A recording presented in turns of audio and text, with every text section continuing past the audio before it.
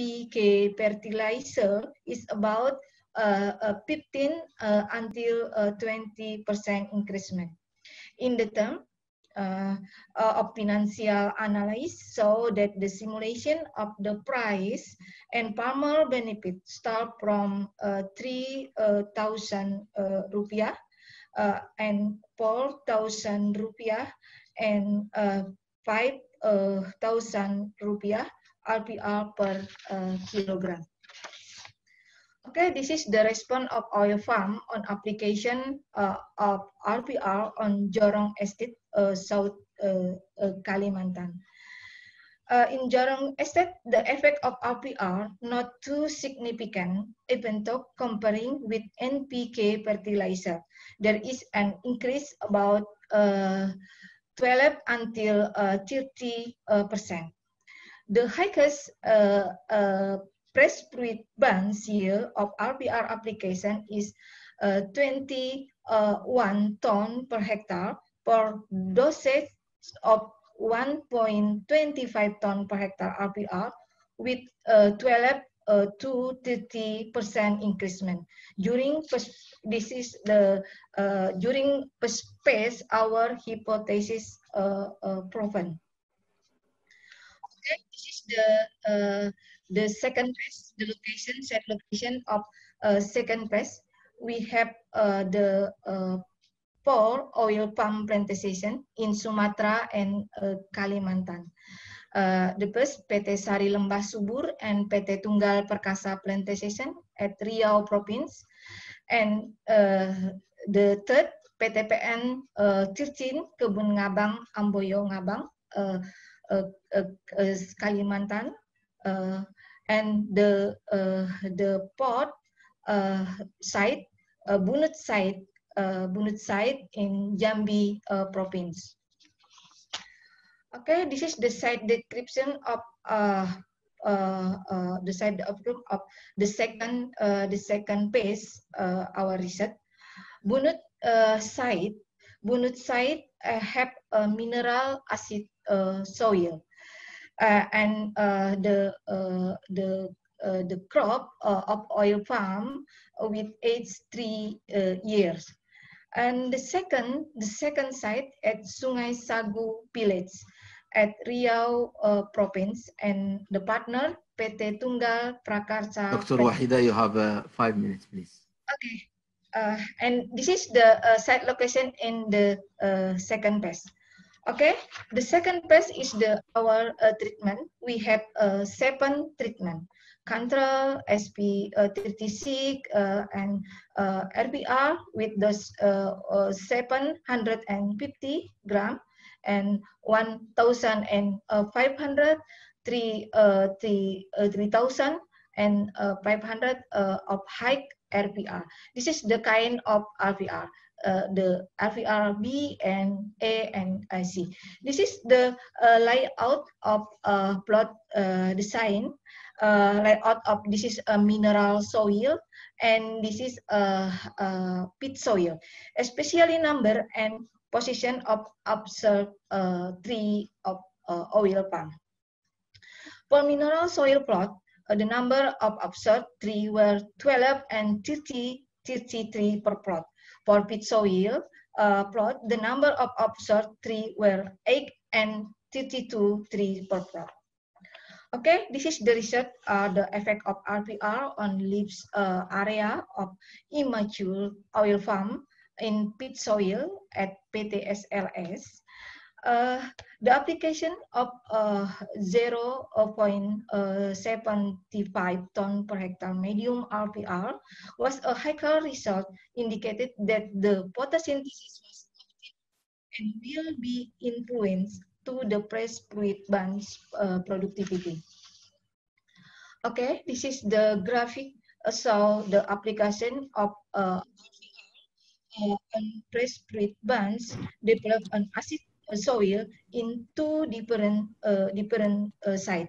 The optimal dosage 3 kg per plant of RPR achieved of about 22.2 ton per hectare per year of press fruit bunch at Bunut site.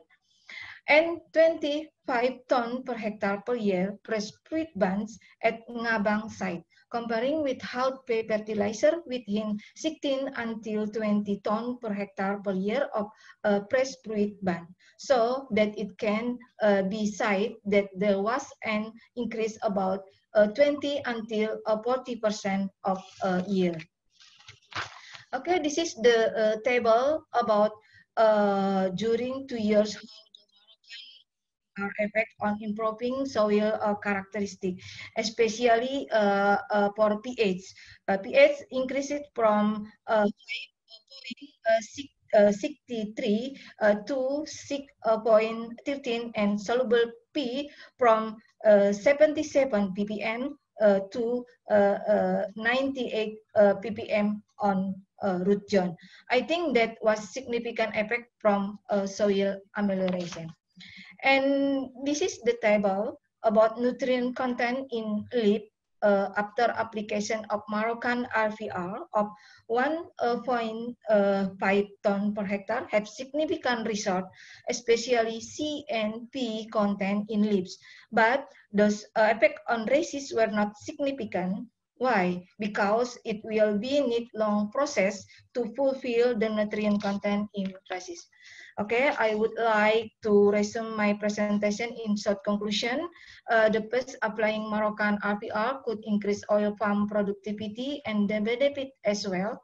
And the second, best recommendation rate of Moroccan RPR are 1.25 until 1.5 times P fertilizer rate, equal to 4.78 to 5.74 kilogram per tree per year for 8 years old oil palm in real site, and 2.18 to 2.56 kilogram per tree per year for 2.5 years old oil palm in South Kalimantan site. Pocket method was found giving high yield compared to broadcast system. Conclusion, there was similar response of Moroccan RVR A, B, and C, but RVR are showing higher result. Increasing rate of Moroccan RVR until 3 kilogram per tree per year, still increased weight of pressed fruit bun. The initial price of Moroccan RVR 0.25 USD per kilogram may be moderate for farmer to get effective and efficient farming on oil palm estate. Mr. Nasir, I permission to present additional research our research with title water management. Please go ahead and try to make it quick. Yes, just 3 minutes. With the title of our paper, Water Management and Application of Organic Matter for Rice Cultivation and Acid Support Soil in South Sumatra, Indonesia. We have conducted South Kalimantan. This is the material and method about our research. We split plot design. This is the main plot, and this is the subplot. Our hypothesis of this research, water management with positive 5 centimeter method will be better than water level negative 10 centimeter with application amelioration. Okay, this is the site location at Telang Makmur. And this is the result of our research, the plant height of rice. The highest plant height was shown in treatment, water level positive 5 centimeter with amelioran, rock phosphate, nitromac, urea, and potassium. And the lowest plant height, water level minus 10 centimeter without amelioran. Okay, in this paper, I would to conclusion, the water management with water level positive 5 centimeter and amelioran nitromac plus rock phosphate plus urea plus potassium gave higher plant height of rice. Thank you, Mr. Nasir. This is all my presentation.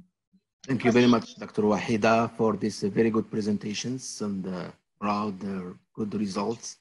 We will pick up the question at the end of this session. I will move to the last speaker for today, Dr. Adha Fatma. So her paper today will be on direct application of reactive phosphate rock on improving maize yield in tidal swampland. Dr. Adha is a researcher at Soil Fertility Division at Indonesian Soil Fertilizer Research Institute.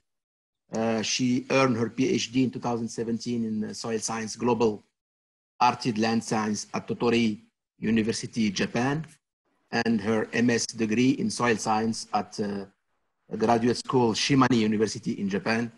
She is a member of the Indonesian Soil Science Society, and she's also a member of the Japanese Soil Science Society. So, Dr. Adha, the floor is yours. Yeah, Dr. Nasir, thank you very much. Can you hear my voice clearly? Yes, yes, we can hear you. Go ahead. Okay, so today, thank you for the opportunity. I will share our result regarding the direct application of Moroccan reactive phosphate rock on improving maize yield in tidal swamps, and then I will highlight some our research activity regarding the application of rock phosphate on maize that we have conducted for several years in Indonesia.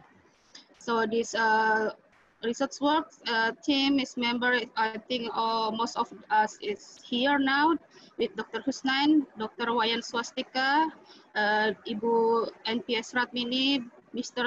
Ibrahim, and also of course you, Mr. Chairman.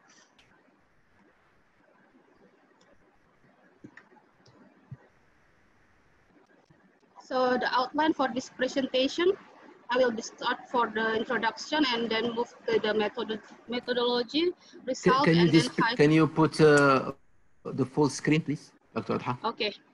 I hope you didn't hear the leaking of the voice because now it's rainy is here now. So maybe there is another interrupt sounds as a back sound. Okay, and then so I move back. The outline for this presentation, we'll start with the introduction, methodology, result, and then I will highlight of the research activity on direct application of reactive phosphate rock application on maize, and then move to close with the general conclusion. So as known that in Indonesia, the land resources mostly about 78% is covered with the acid soil, and from the 78%, around 23% is the swampland.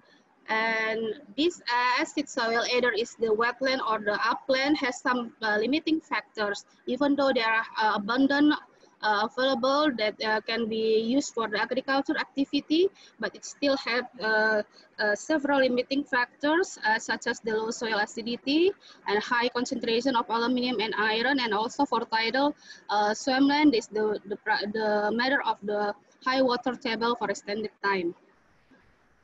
Regarding the low phosphorus availability in the acid soil, this will cause an inefficiency of the fertilizer application, because most of the P, when you are apply the P fertilizer, it will be trapped or fixed with the aluminum of iron. Therefore, we need some an option which have some specific criteria, and one of these option that we can choose is the application of reactive rock phosphate. As mentioned by Dr. Husnain in previous presentation, Morocco is blessing with the abundance of the rock phosphate mining. So therefore, it's almost 70% of the world deposit. And this Morocco reactive phosphate rock, or RPR, has a special characteristic with high content of P2O5 and also the solubility. Therefore, based on this condition and the benefit of the RPR, the objective of this study was to study the effect of the direct application of RPR on improving maize yield at tidal swampland. Now I will briefly explain about the RPR management. As we know that RPR is the natural source of phosphate. It could be direct application since it is also the material of the pea fertilizer.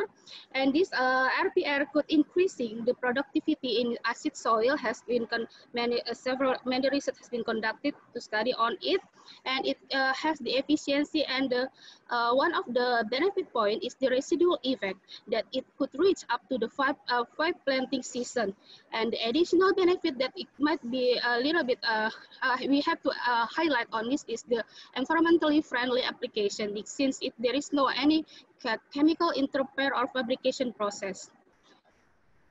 Regarding to our research collaboration between ISRI and OCP, we have conducted since a long time ago, and we have established the application method of RPR in acid soil, that the criteria on the application of RPR should be on soil with pH low below 5.5.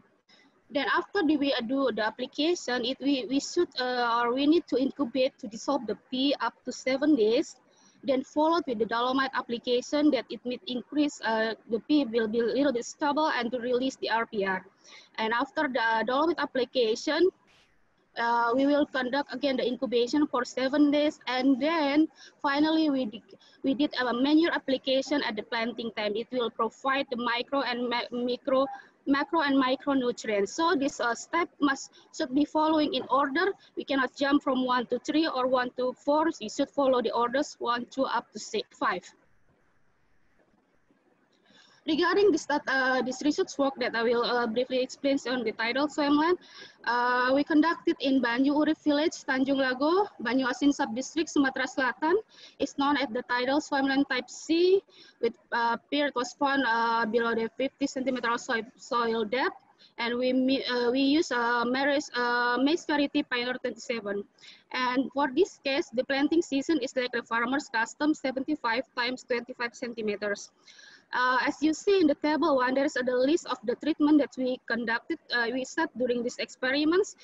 We have also, as the best comparison is the farmer practice, and then that technology or management that we introduce is the P4. It is 1 ton of RPR per hectare, followed with urea, Casel, dolomite, and also 2 ton of manure. During the research, we observed some agronomic parameters and also the yield component. As the result from this activity, we find out that the initial soil analysis in this study site was categorized with a very acid soil pH is around 4.3 with pH H2O. And also the P availability categorized as medium is 24.35 milligram per kilogram. And for the agronomic observation, as you see in the table 3, we observe on the plant head number of leaves and also the stem diameter. It's clearly so that the P4 management or RPR management could increase the plant agronomic parameters as like plant head, and significant difference comparing to other P1, P2, or P3, and also on the stem diameter. But the number of leaves, it seems there's no significant difference, but it tends to increase the number of leaves on P4. Regarding to the yield component of the maize during these experiments, again and again, we find out that the P4 as the RPR management saw the significant influence on the increasing of the yield. It up to 8.25 ton per hectare comparing to the farmers. And according to the farmers, this is the first time they get this high yield due to this RPR management. And also of the grain weight of the per crop. So based on the result that we found, that we highlight that B1 as the farmer practice give the lowest result on plant growth and also the yield. It might be this as in the acid soil with a high concentration of aluminum and iron. Most of the anion like phosphorus is fixed by aluminum and iron. Therefore, with introducing of P4 treatment as RPR management has underlined the importance of input on improving crop performance in tidal swampland. And most significantly, it showed that RPR management in tidal swampland could improve the maize yield up to 25.76% compared to the farmer practice. Now I will move to highlight of the research activity that we have been conducted collaboration with the OCPSA regarding the direct application of reactive rock phosphate application on maize in Indonesia. We have conducted many research in different soil type and different places, but I will bring up to you now this time briefly several sites that we want to show you the result. The first one we have conducted also in Natar, Lampung province. So mostly all of the treatment we will compare the RPR management that we introduced to the farmer practice. As you see in the slide, we start with the 6 treatment. The RD is the one we use the SP36 as the P source. The results show that the effect of RPR on dry corn crop, the PR 1.25 ton per hectare give the similar yield comparing to RD, whereas the RD is only, as I said before, is using the P source from SP36. It means what? We can do some RPR can be an option as a P source for the maize cultivation. Meanwhile, as the control and the farmer practice is still below the other treatments. Now we move to another research that we have conducted in Banjarbaru and Barambai, South Kalimantan. So in the research, the picture on the left side on my screen is the Banjarbaru and the right side on my screen is the Barambai. So in Barambai is categorized as tidal swampland type B, and the treatment for the Banjarbaru also we have 6 treatment we compare. And either is it only SP36 application, farmer practice, and combination of RPR treatment. From this result, I will show you the result on the maize, effect on RPR on maize on the first cropping season, while the second cropping season on soybean has been presented by Dr. Husnain. It shows clearly that the application of the rock phosphate with the manure can increase the maize yield. And also here, as you see in the orange blocks, is the zigzag planting method. So we have increased the plant density, and of course we still maintain the fertility of the soil, so all the plants still keep enough fertility to support their growth, and the yields could reach up 20.25 ton per hectare. And then on the other experiment we have conducted in Isari Experimental Station, Banjarbaru, South Kalimantan, the similar research and consistent research also still give the also show that the RPR treatment on the RP plus manure could give the highest of the yield, and with the zigzag method.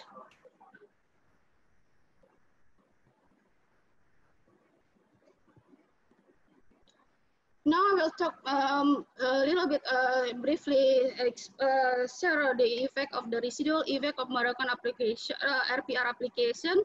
Before, as Dr. Husnain has said, that the residual effect on soybean. Now we have some result that we have conducted that we saw that for after 5 planting season, the maize yield of on the RPR application is still keep increasing, and the optimum is on the 4 planting season. What it means, the results show that you only have to apply this RPR once at the first planting season, and it could supply the P for the next 5 planting season. And economically, it's already safe for the cost, and also the yield have there is no decrease, a significant increase comparing only with the conventional one. This result also occurs in the Ultisol Lampung and also in the Oxisol South Kalimantan. So it shows that with the criteria, with the low soil pH and the RPR could have give improvement on the yield. Okay, I want so also this dissemination activities. Why? Because this, no matter how good your result and your management, but without any dissemination and followed by the farmers, then the result will be only on paper. So we have a very loyal farmers, corporate farmers in South Kalimantan, that he already proved that by applying rock phosphate, he could increase his income and also increase the maize production. And he quite famous in South Kalimantan, as known as the king of the corn. His name is Mr. Budi. And here's some snapshot of our dissemination activity. We have the environmental minister of previous Minister of Agriculture, Dr. Amran Sulaiman, to see to have the harvest and the proof that the application of rock phosphate could increase the maize yield. As I mentioned that before, that dissemination is very important in during as a part of research, because farmers should know what we have and what we already done. Then if it's good effect, they can follow by joining many activities in dissemination, such as a field day. And we are regularly always conducted a field day for the rock phosphate application. One of the field day that we have conducted is in Lampung in 2017. And also here in South Kalimantan in 2018. So many participants, they are interesting to know, eager to know, to learn how this RPR could increase their the productivity of maize. Is in the middle one with the head is what I said before, our lawyer farmers cooperator, Mr. Budi, who already proved that by applying RPR could increase the productivity up to 20 tons per hectare. And also we have conducted farmer training. Of course, at the time, our chairman, Dr. Nasir, also have a chance to be there and give some introduction regarding to the benefit of the rock phosphate. And here we also do join with the National Agricultural Exposed Swampland, that we found that by 1 ton application per hectare of RPR with the zigzag planting system, it could reach the highest yield up to 20.4 ton crop corn, or equal 18 ton grain per hectare. So from the multiple effect of dissemination that we have conducted along with our research, in 2018, there are almost 100 hectares of dam farm research that we have reached, and we do disseminate to share our finding. The dam farm are spread out in acid sulfate soil South Kalimantan, and also the dry land of Oxisol and South Kalimantan, and the dry land of the Ultisol Lampung. So it's more than 100 hectare. Then from this all activity, average the dry grain yield could reach is almost 14 to 16 ton per hectare. It was a magnificent yield for the farmers who they never have imagined that they could reach that yield. Moreover, not only for the first planting season, the residual effects has been approved by some farmers group up to 5 planting season. Now, from this all good and benefit and all the proof by the farmers, now farmers that the one thing that become how to say, farmers wants to know the availability in the RPR at the farmers level, because this is only a research activity for the next in the future. They still want to find out how they could reach this RPR in the market level. So, as the general conclusion from all this activity regarding the direct application of rock phosphate, Moroccan rock phosphate, we found that the direct application of Moroccan RPR increased about the maize yield about 20 to 50 in acid soil, and the residual effect lasts until 4 to 5 following planting season. These results show that direct application of RPR could reduce the subsidy of inorganic pea fertilizer, since this RPR can be used directly without any chemical interference or any fabrication activity. So farmers have recognized the benefit of the Moroccan rock phosphate for crop yield. The future challenge, as I mentioned before, is how to provide this amazing this phosphate rock in Indonesia. Therefore, farmers could get easily for their cultivation activity. I think that's all my presentation, Mr. Chairman. Here's some our good snapshot during our research collaboration. Thank you. Time's back to yours. Thank you very much, Dr. Adha, for this very good presentation and very impressive result on the maize. Thank you also for your support for this project and for this conference. So I think now the floor is open for a question. So I have to check with the Ibu Misna, I think she's the secretary. What are the questions? How are we going to get the question from the floor? I think there are a few questions which I've seen. If she can display. Okay. So, okay, I'll just, is Fahmuddin still around? Can he ask his question directly? Professor Fahmuddin? Yeah, thank you very much. There are different systems in the circle. My first question is what's the radius of the circle and how do you apply the fertilizer, especially the phosphate rock within the circle, whether it is evenly broadcast or drill application? Thank you. I think Dr. Tan can get this question, or Dr. Hussein. Dr. Tan? Yes, Dr. Nasser, yes. Thank you for the questions. Yes, for the weeded circle, as I mentioned, there are different practices by different plantation. And for the particular study which I did, they concentrate the application of phosphorus in the weeded circle by broadcasting. What I understand is the range about, I think, around 2 kilos of phosphate rock per year, and split in a few applications per year.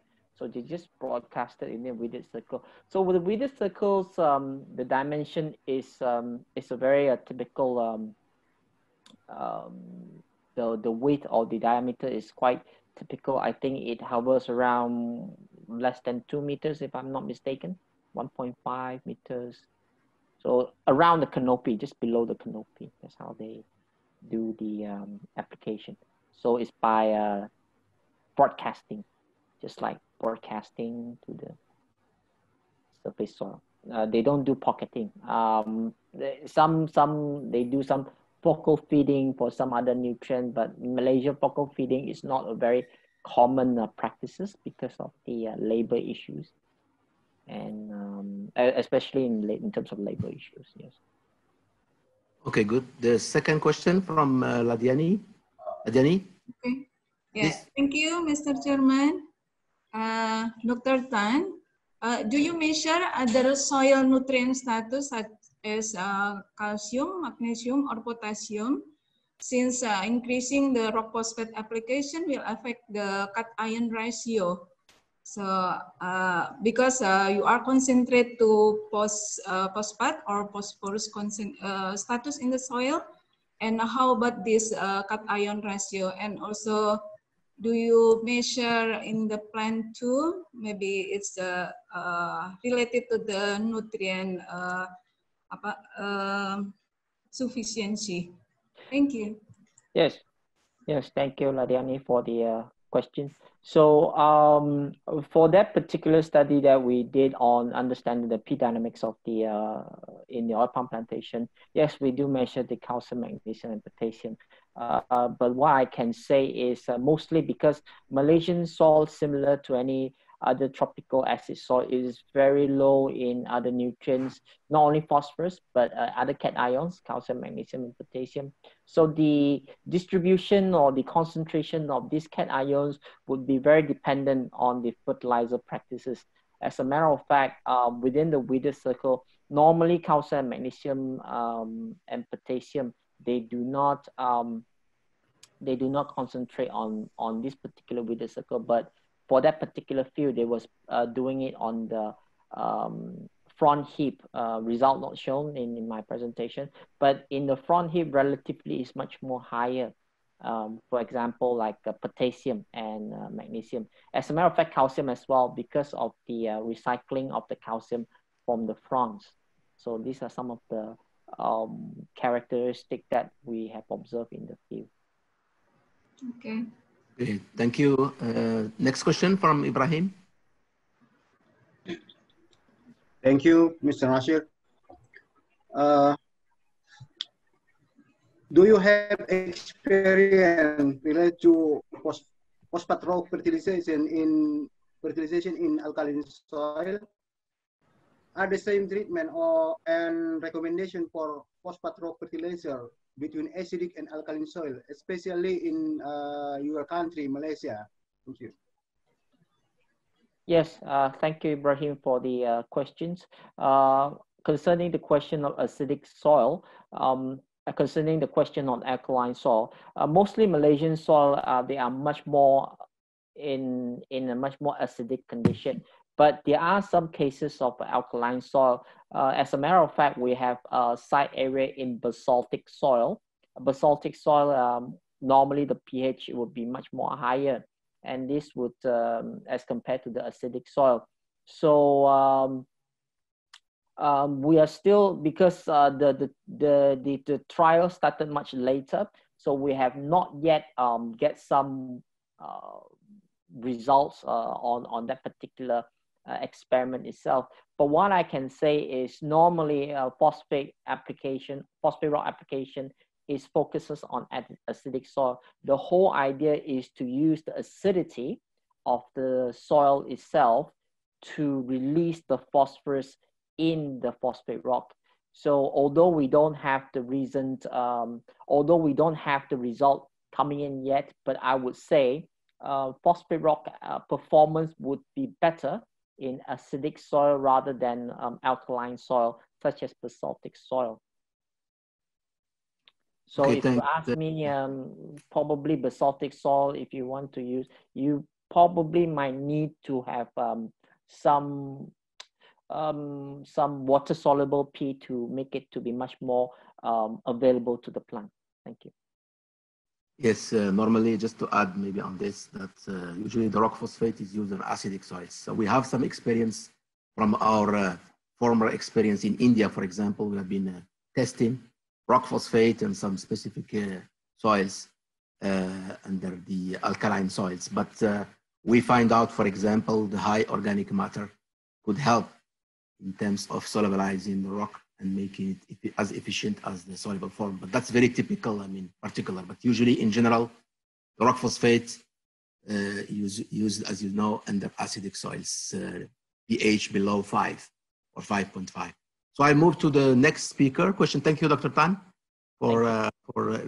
So, Dr. Hussein, the first question is from Lotfi Izhar, please. Thank you, Dr. Nasir. I do agree that raw phosphate is very important for us in Indonesia. During speech, Dr. Hussein stated that almost all rock phosphates came from abroad. So what happened if in Indonesia we cannot produce ourselves for raw phosphate, especially for crops production or cellular progression? Only that, Dr. Terima kasih. Thank you. Dr. Hussein? Okay.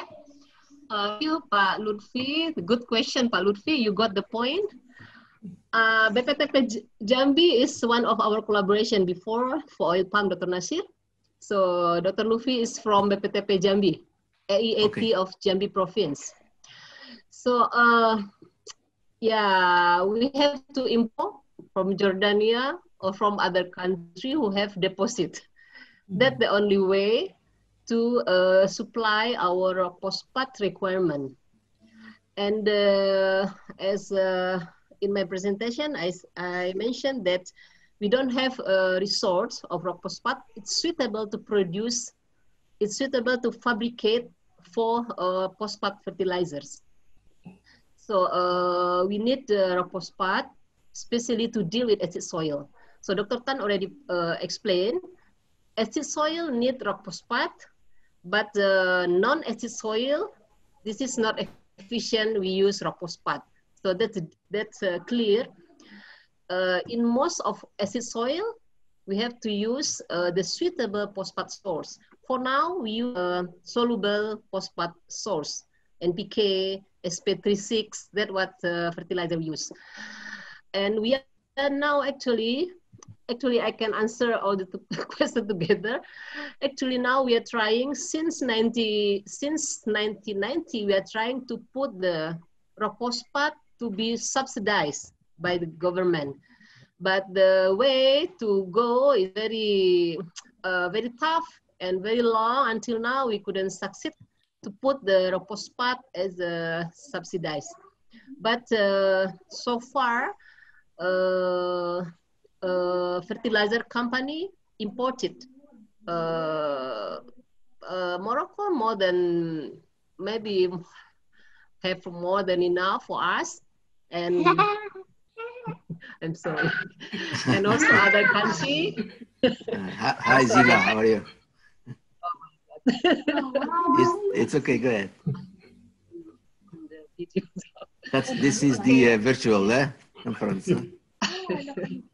Yes, maybe first question. I think you answered the first question. Yes, yeah. I'll just maybe move to the second one from Hikmat, please. Pak Hikmat, are you here? Yes, Pak Hikmat, yes, please go ahead. Okay, can you hear me? Yes, we can hear you. Go ahead. I think the availability of residual pay can save fertilizer. How much the effect of residual pay can saving pay fertilizer, and will it be the same as pay fertilization on dry land? Okay, thank you. Okay, Dr. Nasir? Yes, go ahead, please. Okay. In the upland or phase of the trial with OCP Morocco also, from, as I mentioned before, we have a trial and we come to the conclusion that we can have the residual for planting season in the upland, in the dryland. Yeah, we are trying for maize, because the maize is the most indicator for the soil uptake, nutrient uptake. So we can use it in at fund, and in fact, for example, like 1 ton per hectare, and we can get the residual effect until 4 planting season. And yes, this is in dryland.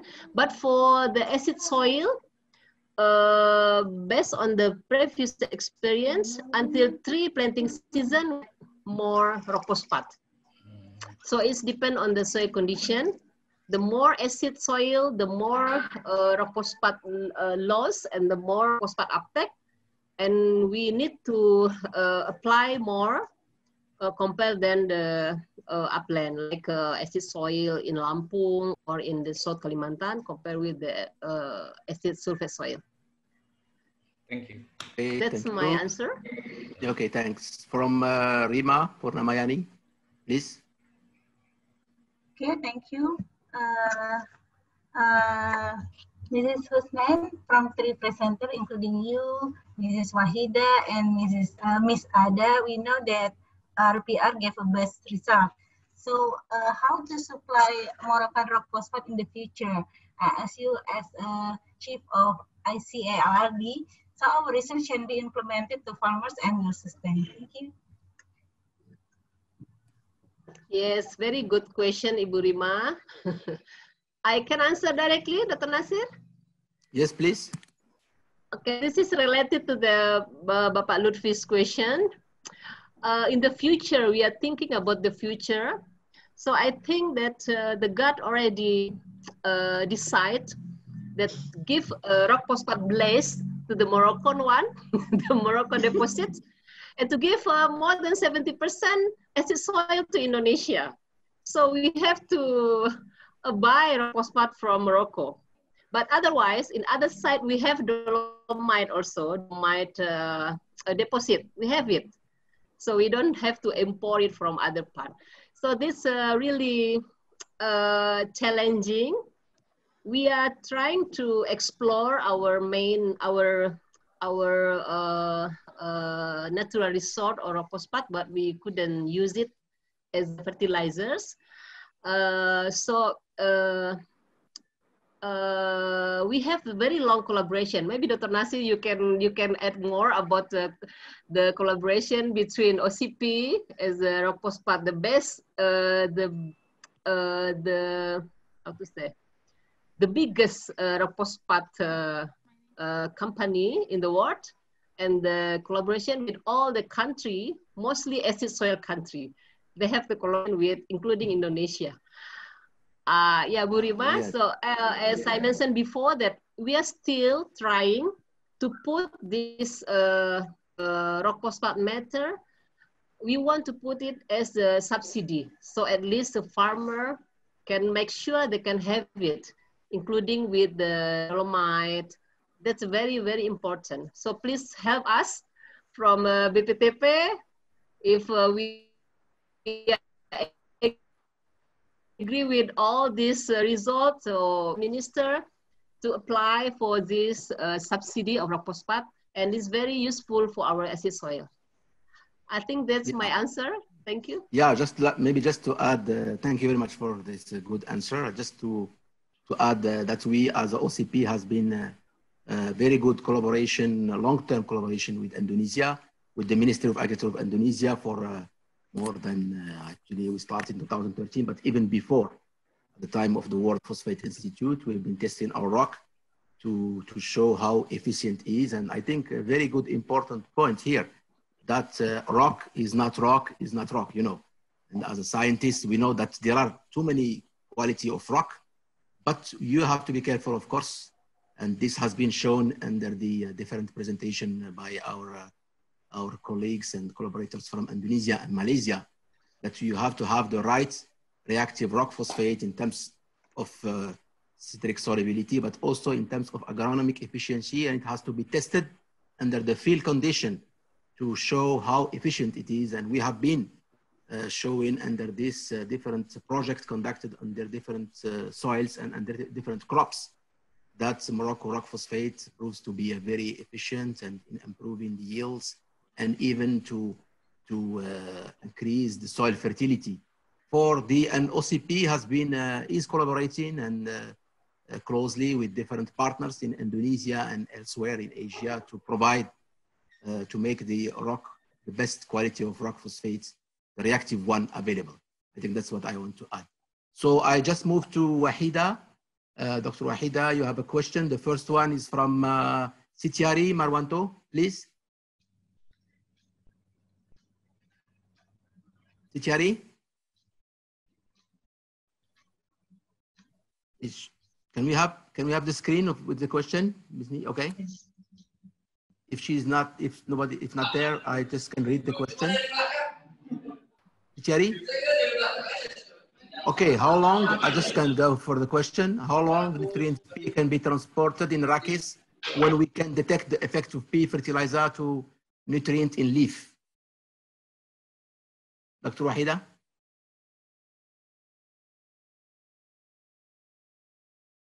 Dr. Wahida? Is she? Okay, thank you, Mr. Nasir. You got the question from Sitiari? Okay, yes, thank you. Nutrient peg can be transferred into resis. It's I think not need long time to transfer into resis, but if we can detect the effect of pea fertilizer to nutrient in leaf, the effective way to absorb the pea content can be done during the regenerative phase, especially at the flowering and fruit filling phase. Maybe that's my answer. Yeah. Okay, good. From question from Ladiani, Dr. Ladiani, please. Okay, I want answer from question from Dr. Ladiani. Thank you very much, Dr. Ladiani, for your question. Do you measure the aluminum saturation? Yes, this research we measure the aluminum saturation. Since the pH increase quite high in the second year, what is the effective mechanism of RP to increase in the pH? Mr. Radiani, in general, aluminum saturation status depend on the soil pH. When the pH decrease, very acid, aluminum saturation will be high. Increase. That's the same the data we get from our result, and how to mechanism of RP to increase of the pH. I think that mechanism seem like the lime mechanism to increase pH. Its effect, but its effect is not too massive like lime effect because the content of Ca and Mg in RP or rock phosphate is not quite high comparing to lime, dolomite, and agricultural lime. Maybe that's my answer, Mr. Nasir. Okay, thank you very much. I'll just move to the last question for Dr. Adha.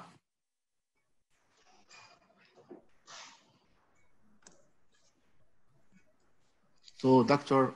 Adha, the first question is from Lotfi Idhar. Maybe if he's still around, he can ask the question.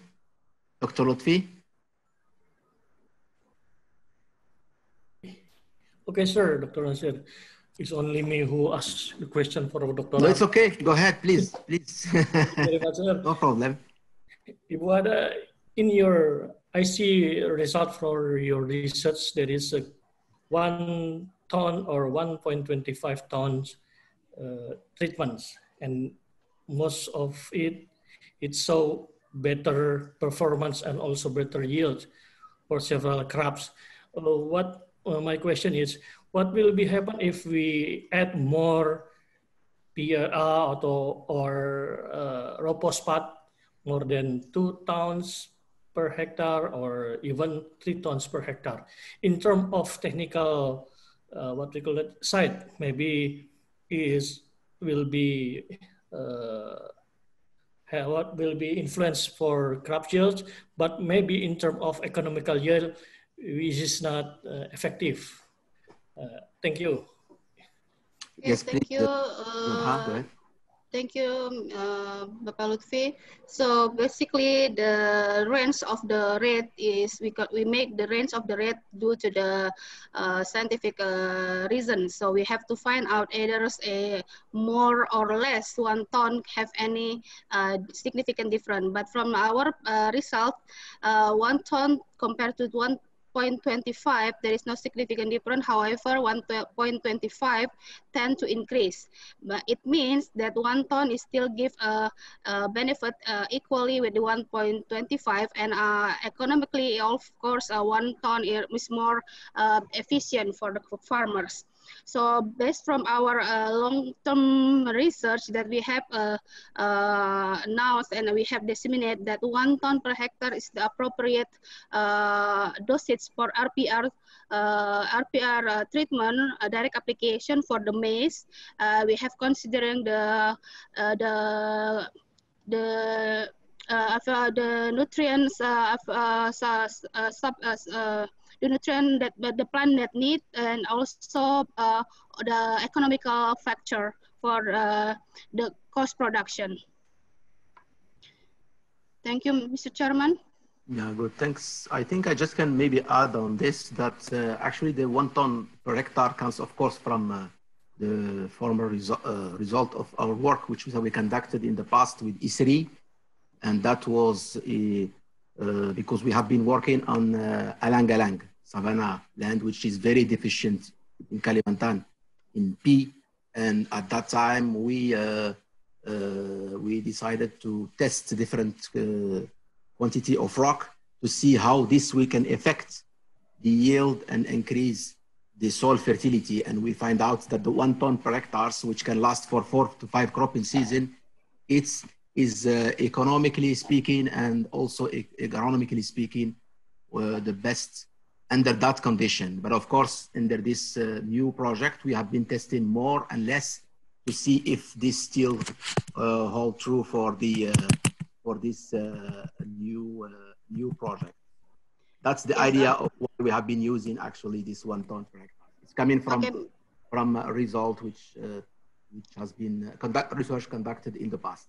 Okay. Yes, Mr. Chairman, can I add some more? Yes, please. So this is as I resume from this 1 ton as the more efficient and effectively economically for the farmers, and also it has been proved, as you said, mentioned before, for long-term research activity. So even though if you add more than 1 ton, I think economically it cannot be covered for the cost production, something, and we have state like that. And this year, as for information, we already conduct also a new research in the other province, and hopefully we will find the same result and as good as the previous one.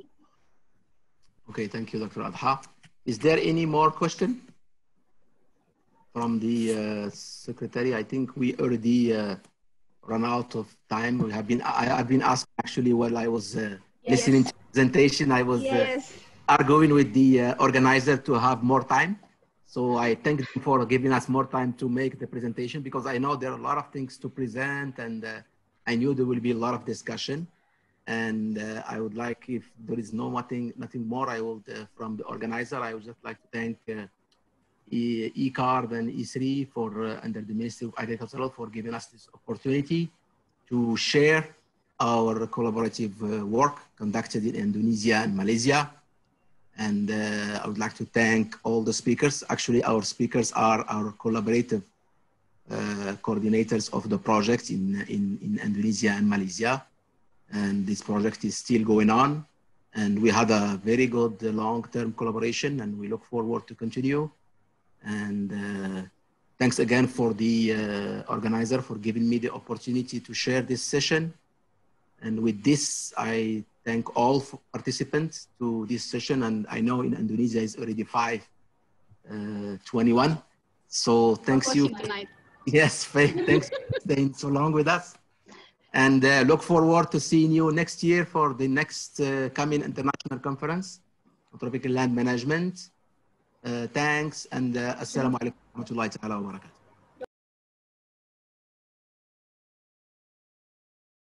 Welcome to oral session 6, room climate change.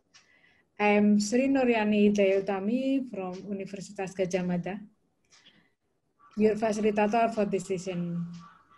I'm in charge of assisting you in managing the smooth running of the presentation. Before we start for the session, I will explain the general rule of the presentation. Presentation must be in English at all times. All presentation slides operated by IT teams. Each presenter has 7 minutes for presentation, and facilitator may remain the presenter after 6 minutes. All comments or questions from the floor will be collected by the secretary from chatting box. And the presenter only answer the comments or questions selected by the facilitator.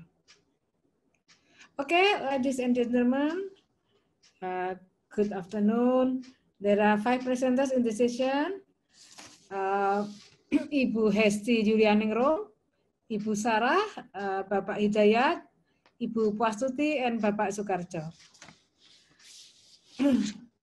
Okay, now let's start with the first presenter. Yeah, Ibu Hesti Julianingrum. She is going to present about methane emission and yield from submerged tolerant rice varieties. Okay, Ibu Hesti, time is yours. Assalamualaikum warahmatullahi wabarakatuh. Thank you, Prof. Sri Nuryani, for the times. I'm Hesti Yulaningrum. I am from Indonesian Agricultural Environmental Research Institute, Pati, Indonesia. I will to presentation my study with the title Methane Emission and Yield from Submergence Tolerant Rice Varieties. Next, please. Next, please. Introduction. The agricultural sector is very vulnerable to climate change, which will affect cropping pattern, planting time, production, and yield quality. Climate has the close relationship with the climate change can reduce 5 to 70%, 20% of the agricultural production. Global climate anomalies that often occur have an impact on the difficulty of the predicting the intensity of the rain that will be hit the crop in the flood reduced area. In the flood reduced area, rice plants are usually submerged in wall part of the plant with a short duration of the stress, usually less than the 14 days. One way to anticipate this condition is by planting rice varieties that are tolerant submergence. Next, please. Measurement of methane gas from the submergence land need to provide information on the varieties that are resistant to submersion and low methane emission.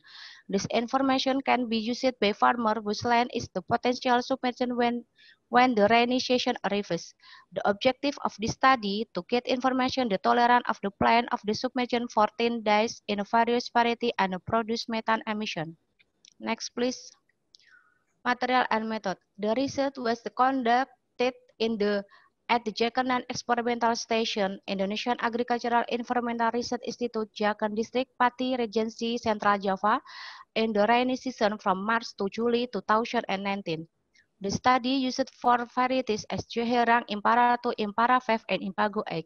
The parameter observed were the number of tiller, plant height, yield component, grain yield, and methane emission. The soil is the cultivated and the given organic matter, and the seed used are 21 day old and planted with a spacing of the 20 cm times 20 cm. Fertilizer dose used the 120 N kg per hectare, 60 P2O5 kg per hectare, and 90 K2O kg per hectare. Submersion was the carried 14 days on 40 to 50 days after transplanting. Submersion is done to cover the entry plant about 100 cm from the soil surface. Next, please. This is a gas emission measurement. Gas sample measurement was carried out the morning. The sample were taken using the closed metal chamber with the chamber size 50 times 100 cm with equipped thermometer, shearing, battery, and fan. The gas sample that have been collected are taken to the greenhouse gas laboratory. Analysis of the gas sample using the SIMASU 14B gas chromatography, which is equipped with an FID detector. Next, please. This is the result discussion effect of submersion on plant growth and yield component. Figure 1, the number of tailor of the various rice variety. The number of the tailor rate increased up to 14 days after transplanting, but decreased at the 54 days after transplanting and increased until just before harvest. At the 54th day after transplanting, the remaining tiller were the tolerant of the submersion process. The number of tiller that live on average in all varieties range from 6 to 10 tiller. The amount of the reduction in the number of tiller as the ratio of the submersion process range from 4 to 6 tiller. Next, please. This is the figure 2 plant height on the various rice variety. Plant height the increase during the plant growth phase. Impago X shows superior plant height will the Chehirang, and the plant height show the same pattern during growth. During the submersion process, the plant continue the experience height growth. Next, please. This is the table 1. Next, please. Yield the component from the various rice variety. Impara 5 was average hanger is the dry weight on the plant, and the Impara 8 the weight superior weight the 1000 grain and dry weight on fillet grain per panicle. Impara 2 has the hanger the number of fillet grain per panicle. Next, please. Effect of the submergence for methane emission. This is the daily methane flux. The methane flux increase in all varieties. After the submergence process, the methane flux decreased until harvest. Daily methane flux hanger in Impara 2 as the 170.27 mg per meter square per day, and the low methane flux daily in Impago Egg to 109.47 mg per meter square per day. Methane flux decreased after submergence. This is the presumable due to the reduced number of the tiller that can survive the submergence. Next, please. The table 2, emission, yield, grain index, and yield per emission from various variety. Impago Egg produce methane emission that are lower than the 3 varieties other. Impara 2 produce grain yield 3.87 ton per hectare, and Impago Egg hanger index yield per shade emission as the 1.09. Index yield per emission to see the superior varieties capable of the producing low methane emission. Next, conclusion. The result can be concluded that 1. Impago Egg is a variety that is tolerant to the submersion process. 2. Impago Egg having a yield per emission index of 1.09. Impago Egg produce low methane emission and high grain yield. And number 3, Impago Egg can be used as an alternative variety on the land prone to being submerged process. Thank you very much for the attention. Wassalamualaikum warahmatullahi wabarakatuh. Thank you. A very nice presentation from Ibu Hesti Yulianingru. Okay, we move to the second presenter. Will be delivered by Ibu Sarah. Is that Ibu Sarah? Okay.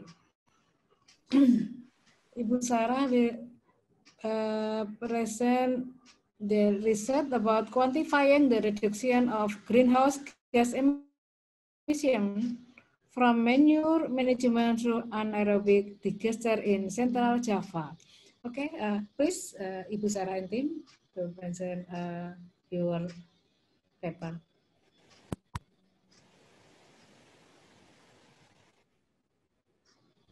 From Indonesian Agricultural Environment Research Institute.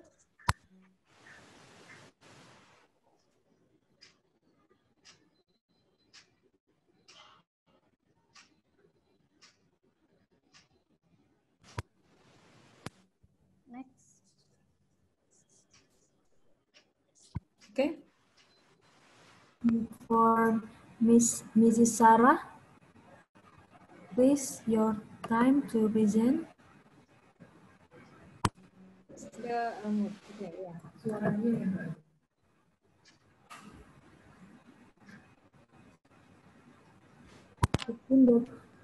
please start. Hello? Yeah. Thank you for your opportunity, Mrs. Sri Nuryani. Hello, good afternoon, everyone. I'm Sarah from Indonesian Agricultural Environment Research Institute. Now I will share our study, and the title is Quantifying the Reduction of Greenhouse Gas Emission from Manure Management through Anaerobic Digester in Central Java. Next slide, please. We know that methane and nitrous oxide contribute to global warming, which the agricultural sector provide 10 to 12% and livestock provide 18 to 51% of total anthropogenic greenhouse gas emission. Livestock produce methane gas from enteric fermentation and from manure management. Nitrous oxide gas is produced from the decomposition process of livestock manure. Meanwhile, the population of beef cattle in Central Java could reach 2 million cows from 2010 to 2015. Therefore, solution is the use of anaerobic digester or biogas for reducing greenhouse gas emission from animal waste.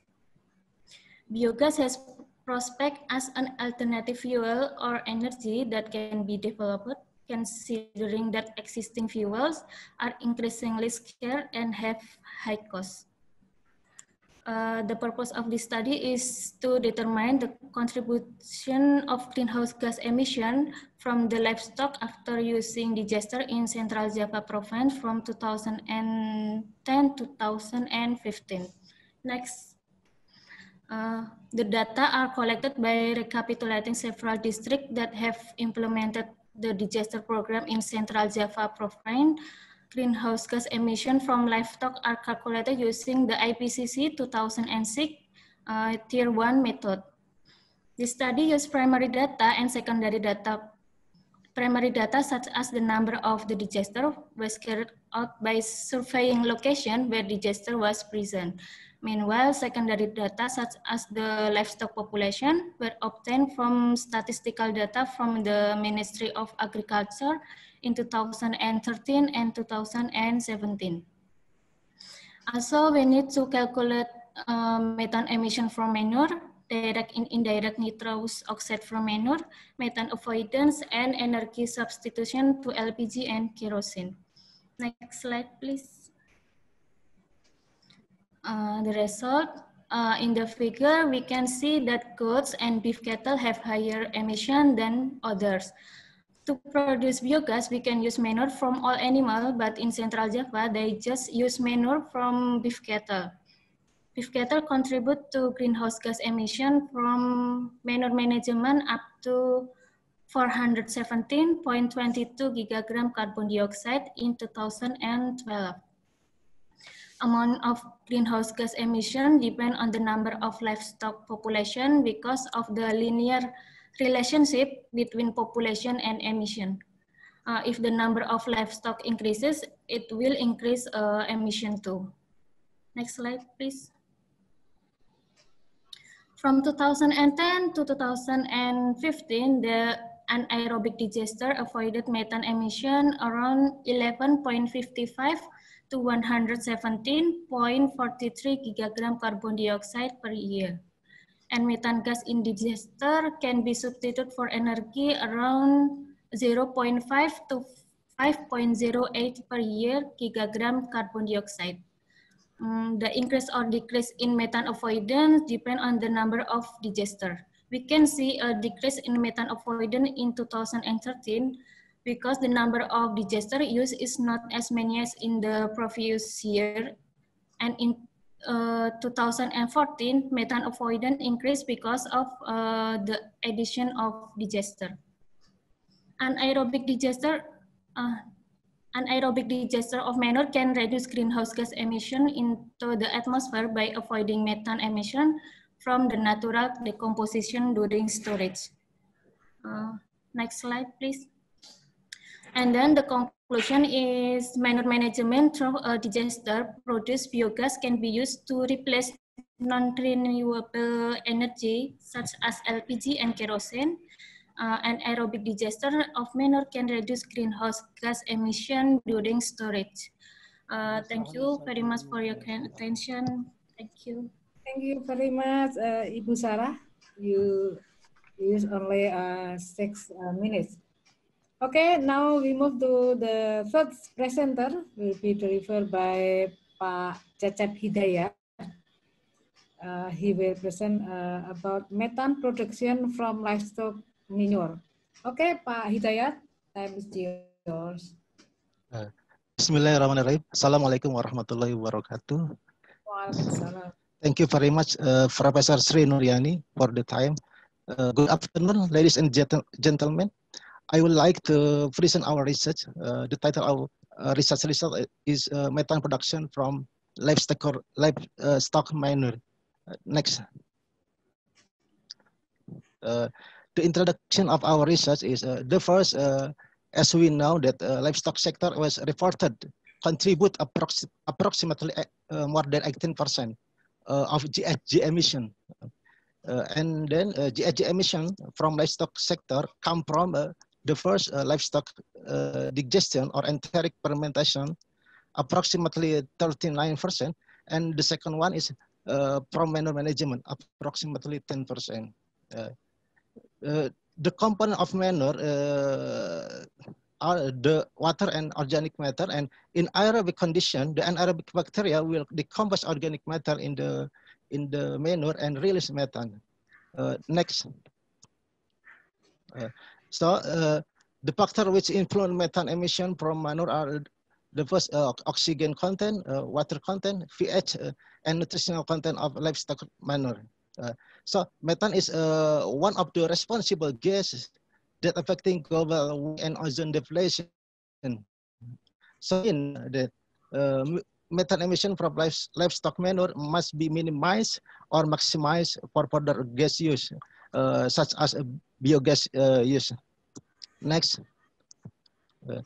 The objective of our research was to calculate the methane production from several types of livestock manure. Next. The material and method of this research, the experimental design using in this research is completely randomized design with 6 treatment from 6 type of livestock manure, such as manure from cattle, buffalo, goat, chicken, duck, and rabbit. Every treatment we replicate 3 times. And then the material that used in this research were the first chamber, tube safer gas extraction hood, siren, chromatography gases, thermometer, 3-way tape, and file. Next. The process, there is the step in gases collection. The first, we put manure into the chamber, and the second, the chamber was closed. The third, the thermometer was installed at the top of the chamber, and then the hole for taking gas was closed with a rubber cap. Gas sample were then taken at 5, 10, 15, 20, 25 minutes after the chamber was closed. Next. This is there is the question that used in the study to calculate methane production. We cite from the International Atomic Energy Agency. Next. This is the result of our study. The table showed about methane production from several types of livestock manure for 8 weeks of observation. From the table, we can see that the amount of methane from different type of manure in week 1, 2, 4, and 5 are similar. And then at week 3, 6, 7, and 8, the amount of methane are significantly different. We think that the difference in the influence of the type of livestock manure in each week related to anaerobic microbe activity. Next. The following is the order of the manure type from the highest to the lowest. The first is duck manure, and second one buffalo, and third one cow, and then chicken, goat, and the last rabbit. Next. Characteristic of duck manure, which has a high water content, is the important factor that producing high methane production. And high water content will affect the temperature and humidity condition in the chamber.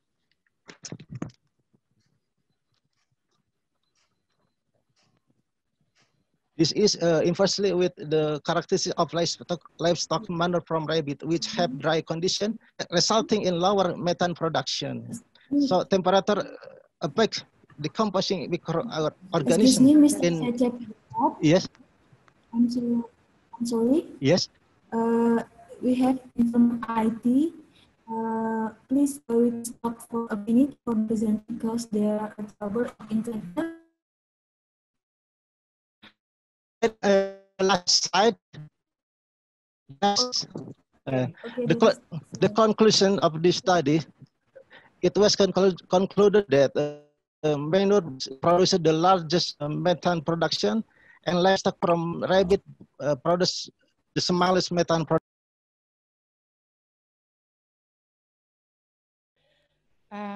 Good afternoon and welcome everyone to the parallel session 6. Hello, the last session today. I'm Aini Niswati as your facilitator for this session. I'm in charge of assisting you in managing the smooth running of the presentation in this afternoon. I will explain the general rule of the presentation. A presentation must be in English at all times. All presentation slides will be operated by IT team. Each presenter has 7 minutes for presentations, and I'm facilitator may remind the presenter after 6 minutes. All comments or questions from the floor will be collected by the secretary from a chatting box, and the presenter only answer the comments or questions selected by facilitator. Ladies and gentlemen, today there are 5 presenters this session. Before we start, please let me attend and greet each presenter. The first presenter is invited speaker from Institute of Ecology and Environmental Sciences. Hello, Dr. Christian Harman. Okay.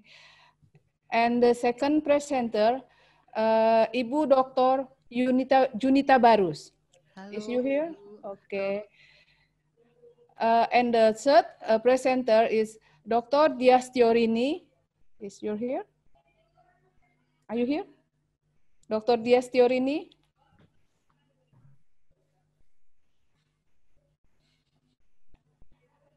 Oh. Not yet come, maybe. Yes, there is. Oh, there is. Okay, okay, Dr. Dias Tiorini. How are you, Budia? Thank you. Yeah, okay. And the fourth presenter is Bapak Martias. Hello, Bapak Martias.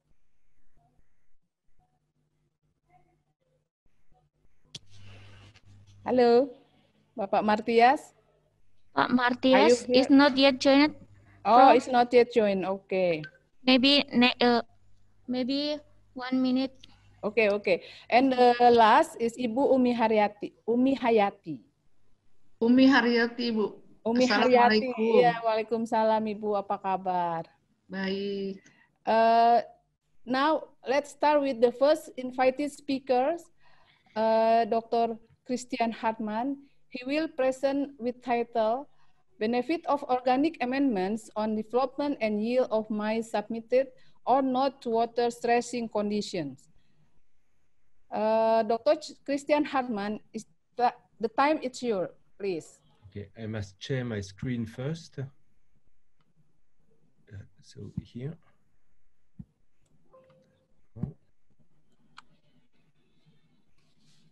Okay, it seems it's not. Do you see the presentation? Yeah. Okay. So this presentation is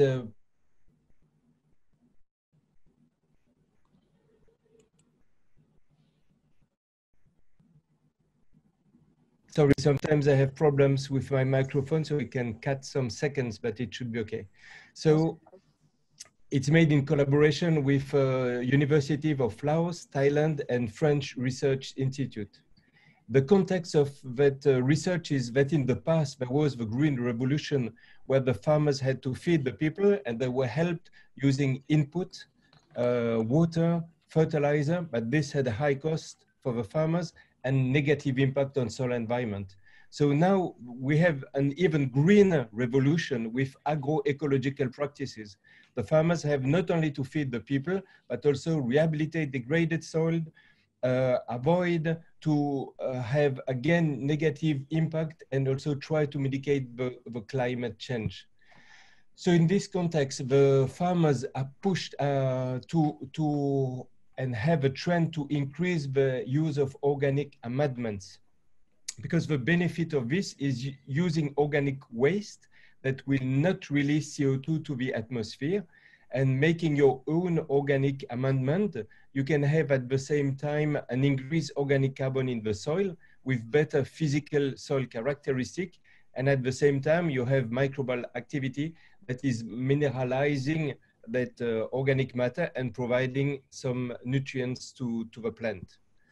So this is done now in a context of climate change, where we will have more frequent events, and we know that we have a risk of yield decrease. So for the dry spells, we know that there is a positive impact of organic amendments. But the question is, when we have high rainfall and excess of water, which will be the impact? Do we have an impact on the plant, and what will be this impact?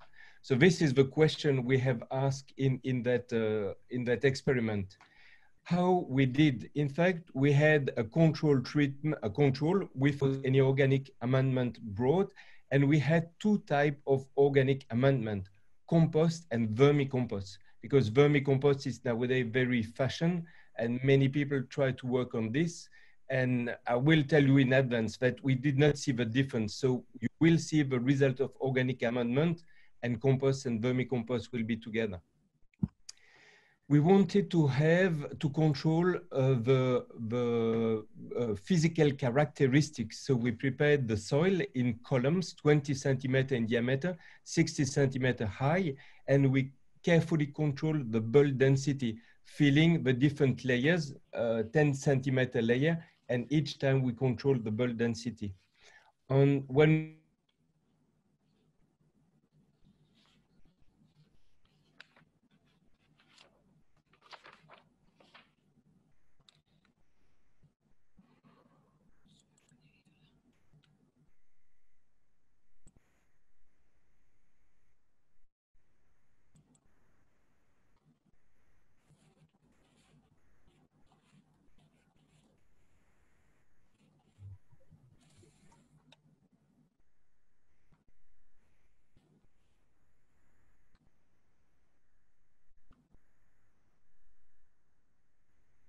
we wanted to control the water stress of the plant, and this was done using the tensiometer.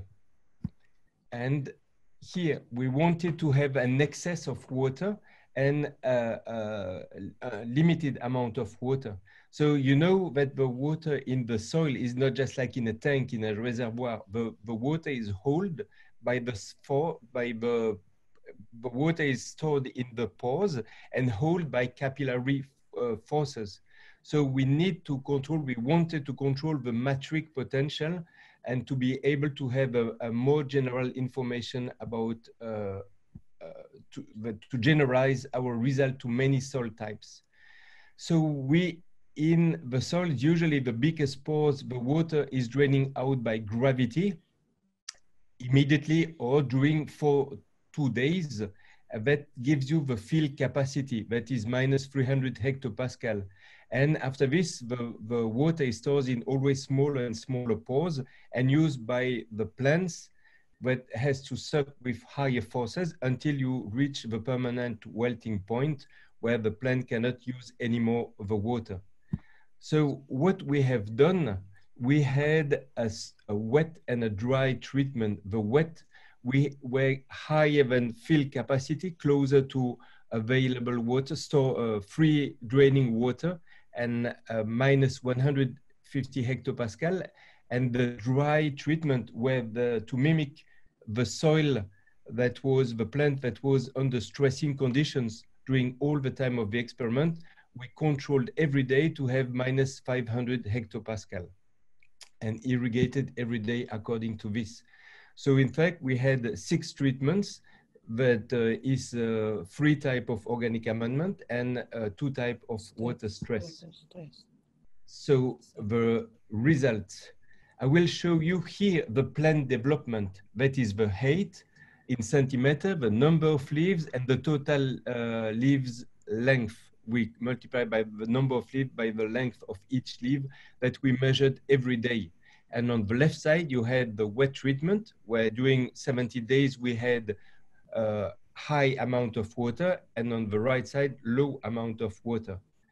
So what we see is in all situations, wet or dry, whatever characteristic of a plant we consider, we always have a benefit of organic amendments. We had higher plants, higher number of leaves, higher leaf area. So harvesting, what did we observe? So now in that case, you have the corn, the leaves, and the stem at the bottom that are presented, the control that are in the frame, and you will see the result, okay, here. We have always with organic amendment higher biomass, and especially if you look at the top, a higher, much higher corn yield. So this was after harvesting the above ground, so a big benefit for the farmer. But if we want to understand what the process was, we had a look below ground to see the root development. So here on the left side, so you have a non-stressing, always wet soil, and we see that we have really an excess, a higher number of roots in the organic amendment treated samples. But in the dry conditions, in fact, in the root, we did not observe any difference. So in fact, what we can conclude of this, if we look again the height of the plant, and we see the difference between the control and the organic amendment. In fact, in the soil, we had the same reservoir and the same amount of water and the same amount of nutrient, but the uptake when in the organic amendment treated was after 10 or 20 days much higher from when you treat with organic amendment than the control without organic amendment. So how can we explain this? Our hypothesis is that we have a faster root development. Perhaps the organic amendment particles made to penetrate, having much higher porosity and continuity in the porosity. So in a context of climate change and more extreme events, we know now that whatever the climate, organic amendment brings benefit to the farmers. Using organic amendment, even in the top layer, you will always have a benefit for the farmers. Okay, time thank you over. for your attention. Thank you very much for Dr. Christian. It's a very nice presentation. Let's to move the second presenter is Dr. Junita Barus. Please, Dr. Junita Barus, with the title Difference of Tillage and Application of Organic Fertilizer on Soil Water Content and Yield of Upland Rice. This time it's your Dr. Junita Barus. Please. Okay.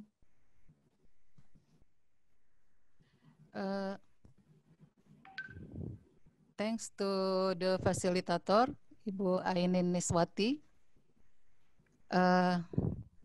Good afternoon, everyone. I would like to present my paper that entitled Difference of Soil Tillage and Application of Organic Fertilizer on Soil Water Content and Yield of Upland Rice. Next, please. As we know that upland rice is usually planted on land that doesn't have irrigation facilities, such as paddy fields in lowland. And the soil in upland generally has been degraded, which is characterized by soil compaction, decrease water absorption, water imbalance, and increase surface runoff and soil erosion. Therefore, it needs soil conservation efforts to improve the properties of the soil in order as a growing medium for plant. So this research aims to study the difference in soil cultivation methods and application of several types of liquid organic matter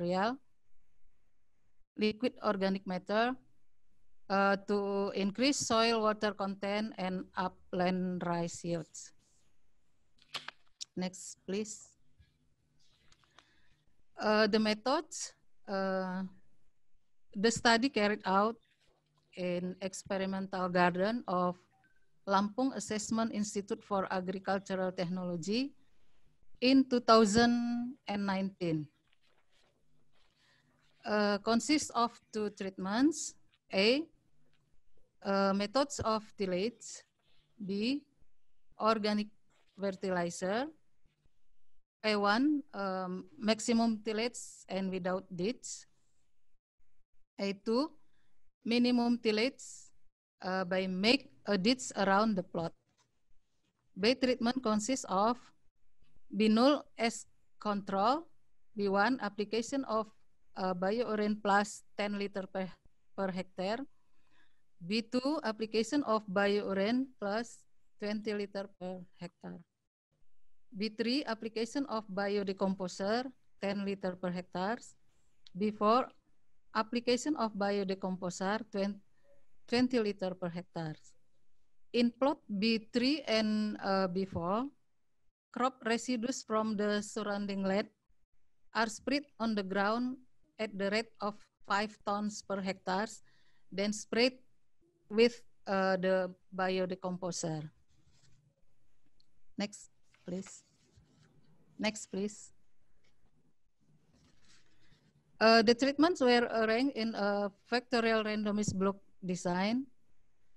Bio-urea plus used in this study is ferment of co-urea and other local ingredients. Biodecomposer used are made from several vegetables, sugar, AMFRO, etc., which have been fermented for 2 weeks. Each plot was planted with Inpago 12 varieties of upland rice. The variables observed were soil water content, that soil samples were taken when the rice was about 40 days after planting, and the data of upland rice yield. Next, please. The result,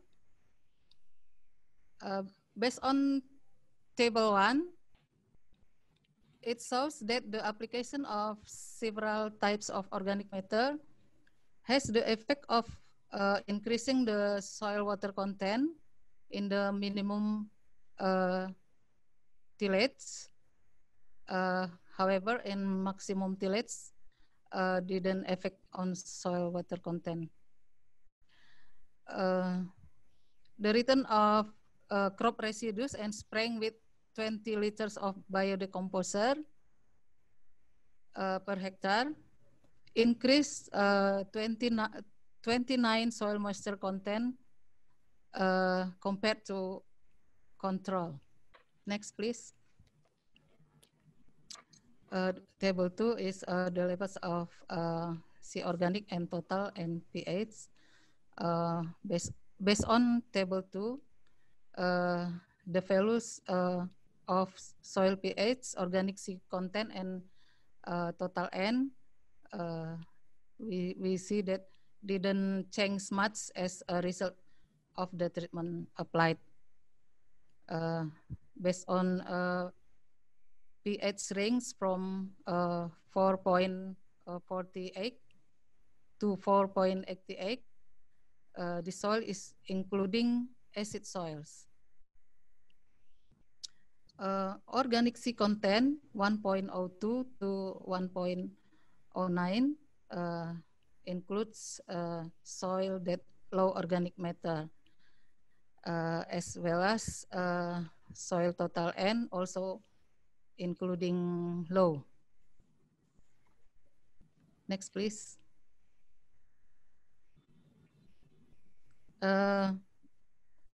Based on table 3, we see that the application of biodecomposer 10 or 20 liter per hectare has the effect of increasing the number of field grain, both at the maximum tillage and at the 1 minute remain, Dr. tillage. Junita. Next. On table 4, the application of biourine or biodecomposer 20 liter per hectare in maximum tillage increase rice yield. The highest upland rice obtained in this study was 2.4 tons per hectare. This yield is low due to several constraints. The first is the pace before harvest as the end of July. So there is drop. And the second constraint is many birds eat it. Next, please. Time Next, is please. For yes. Yeah, conclusion. Conclusion. Okay. The soil minimum tillage treatment by making trench around the plot profits a higher soil water content than the maximum tillage. The application of liquid organic matter as a decomposer increased soil water content compared to control. And application of local liquid organic fertilizer with dosage 20 liter per hectare significantly increased plain hay, field grain, and rice yield. Thank you for your attention. Okay, thank you very much for your presentation, Dr. Junita Barus.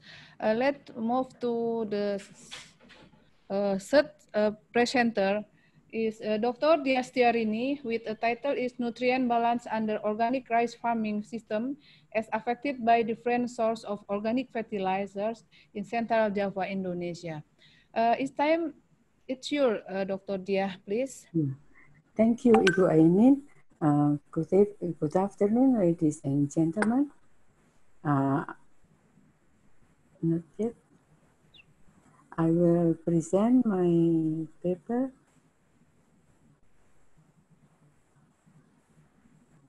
Which the paper? Iya, harusnya diumumin. Thank you. Good afternoon, gentlemen. I will present nutrient balance under organic rice farming system as affected by different sources of organic fertilizer in Central Java, Indonesia. Next, please. Slideshow, please. Yeah. Slideshow.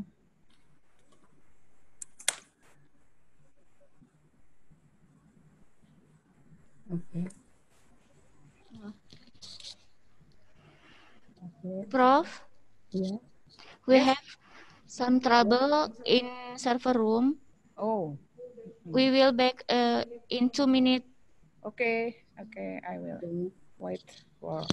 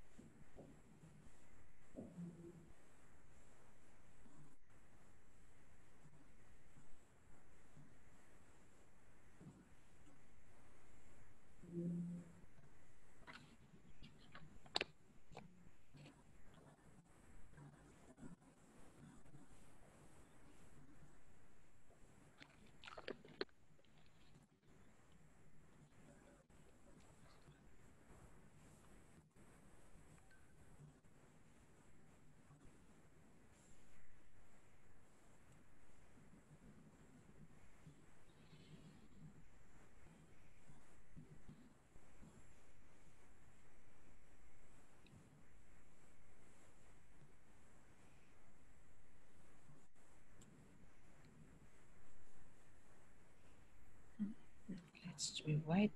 Let's white.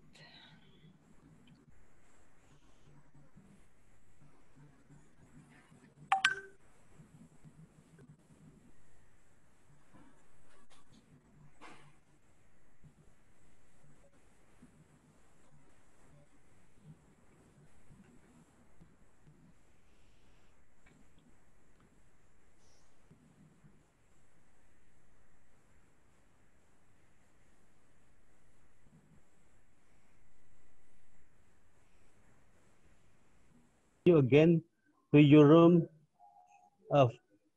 in a few moments, and we will start Wrong with again the system? Yes, please. the meeting on the commission room.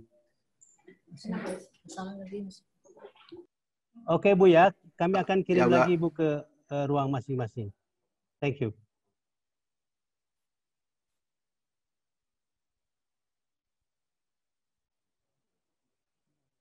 Ya, nanti ini kan berarti satu, biar itu aja dulu kirim yang tadi. Aibul.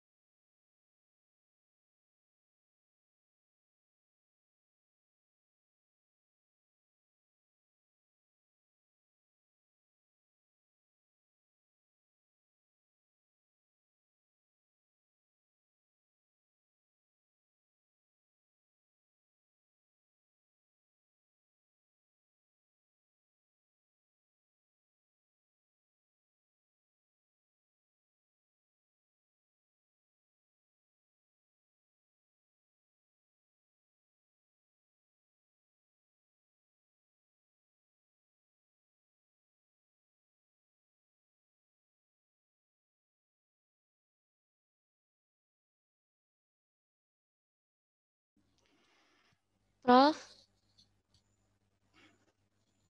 we can start again this presentation. Okay. Okay. Okay. Okay. Okay. We start again. We repeat again from the beginning. Dr. Dia? Yes. Yes. The time is yours, please. Yeah. 7 minutes. Okay. Running smoothly. Yeah, thank you, Ibu Aimin. Good afternoon, ladies and gentlemen. I will present my paper, it's nutrient balance under organic rice farming system as affected by different sources of organic fertilizer in Central Java, Indonesia. Next, please.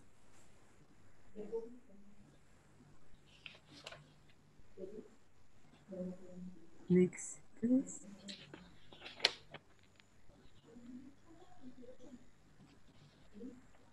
Next, please. There is trouble again. Still enable editing. Please click enable editing and slideshow, I think.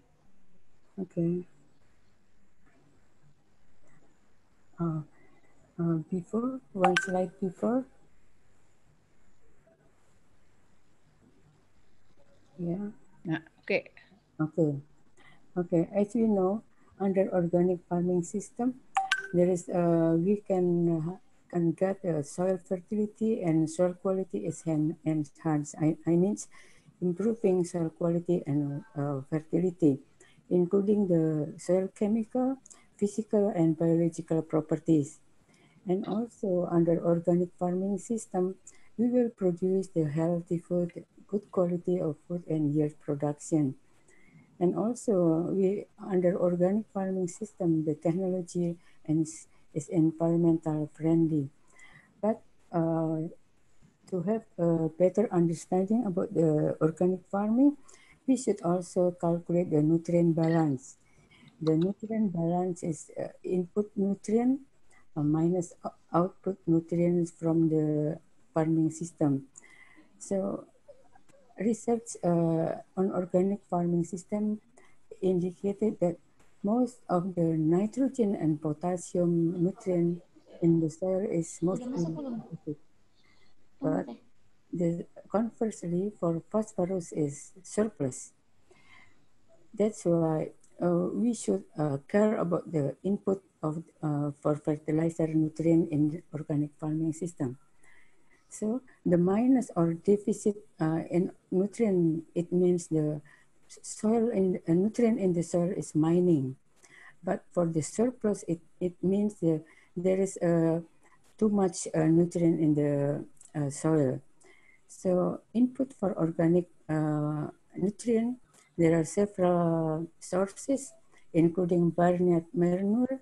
We can use the chicken manure, cattle, cow, horse manure. It's dependent on the location. And we can use also crop residue as straw, rice, and other crop residue. We can also use the solid organic residues or natural fertilizer such as guano, rock phosphate as a source of phosphorus, lime for calcium, magnesium, and zeolite. And also we can use the green manure from Azolla, Sesbania, and etc. And also we can use the biofertilizer like nitrogen fixing organism or phosphorus solubilizing bacteria and etc. So the purpose of the research is to calculate the nutrients budget for nitrogen, phosphorus, and potassium under organic farming system. Next, please. So the research conducted in the organic rice rodent area in the Sragen during the 5 consecutive seasons. The treatments, there is 10 treatments. It consists of the combination between the manure. We have goat manure, cattle, and chicken manure, and combined with the source of nitrogen such as Azolla, and source of potassium such as straw, rice straw, compost, and charcoal. All of this treatment compared by the farmer practice. The farmer practice usually use more than 5 tons per hectare of cattle manure.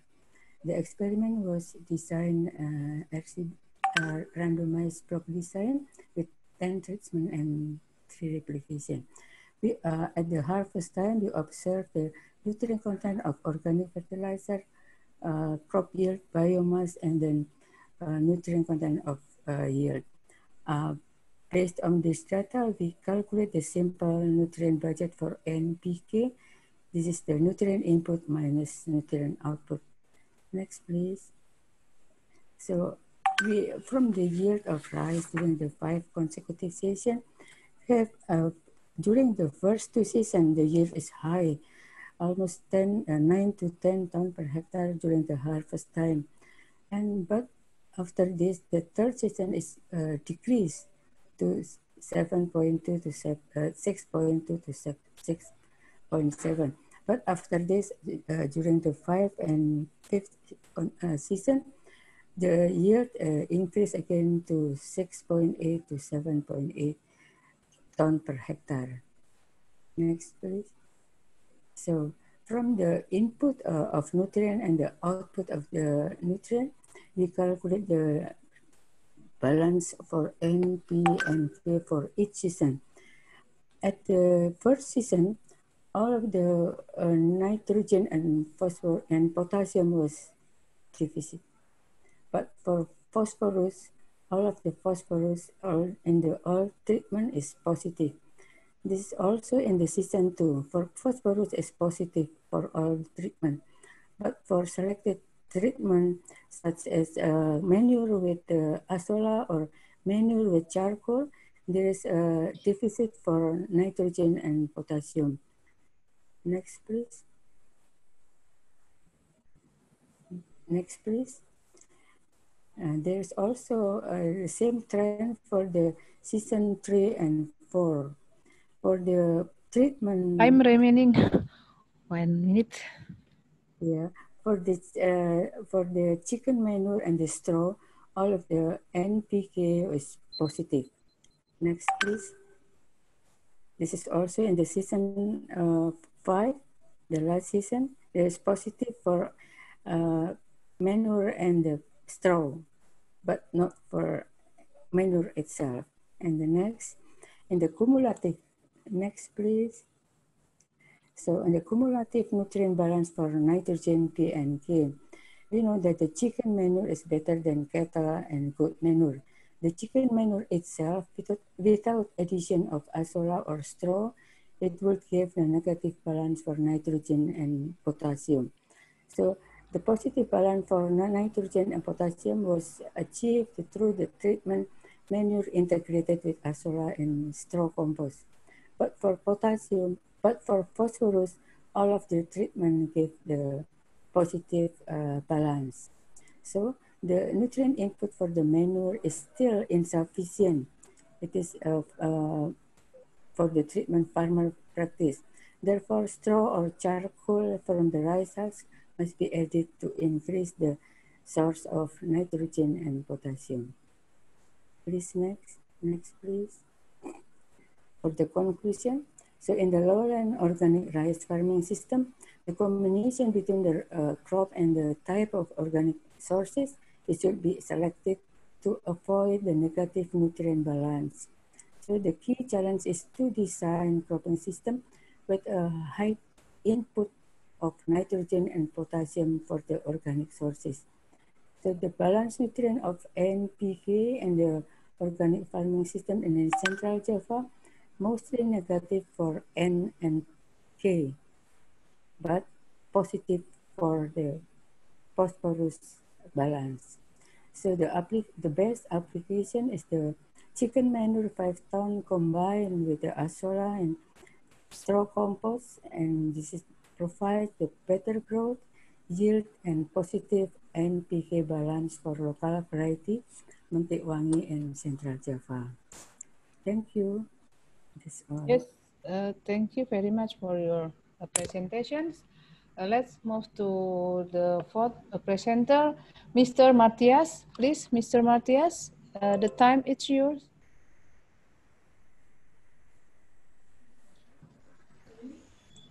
Sorry, Prof. Mr. Martias is still stuck in the plenary room. Maybe the next presenter. Okay. Mr. Matias still in the plenary room. Let's move to the fifth presenter, Mrs. Umi Haryati, with the title is Application of Mulch and Soil Ameliorant for Increasing Soil Productivity and its Financial Analysis on Shallots Farming in the Upland. Please, Mrs. Umi Haryati, the time is yours.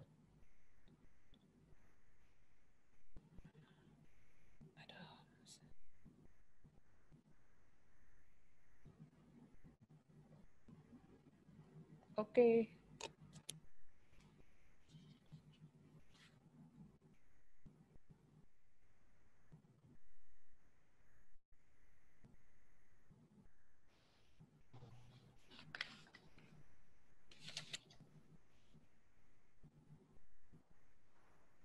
Is this trouble or? Oh, okay. Okay. Let me start again with the title. Okay. Our paper is about application of mulch and soil ameliorant for increasing soil productivity and its financial analysis on shallot farming in the upland. This paper was prepared together with Pak Maswar and Pak Irawan. Next.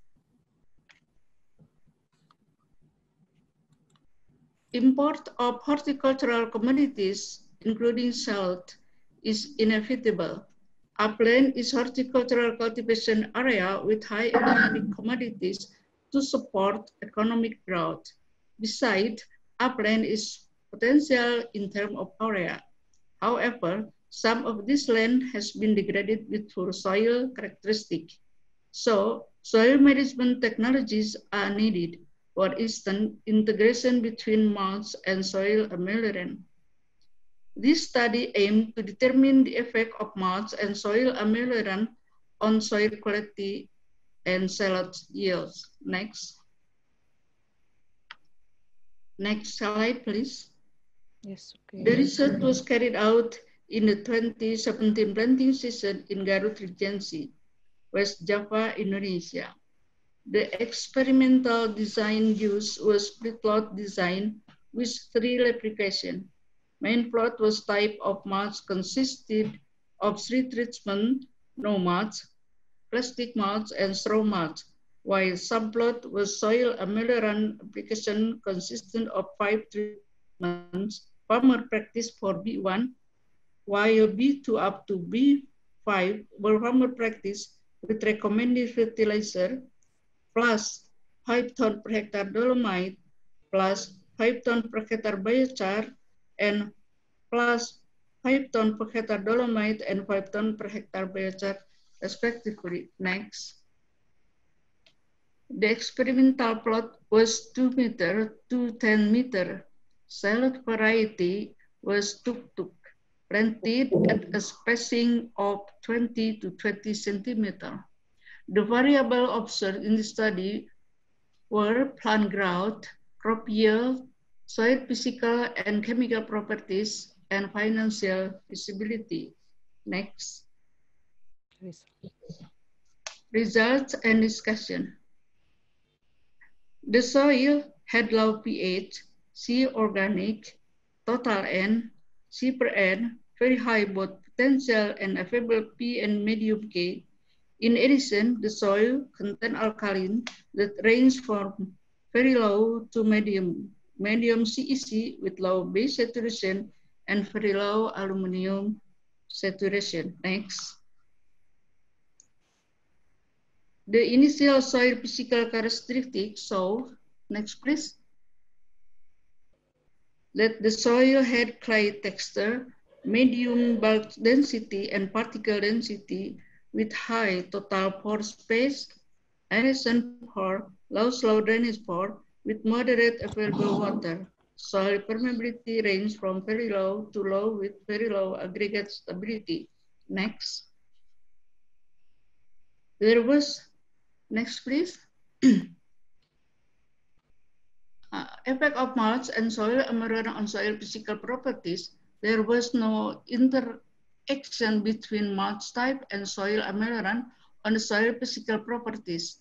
Mulch had an effect on increasing total pore space, aeration pore, as well as soil ameliorant. The provision of soil ameliorant also increased soil permeability and aggregate. Next, please.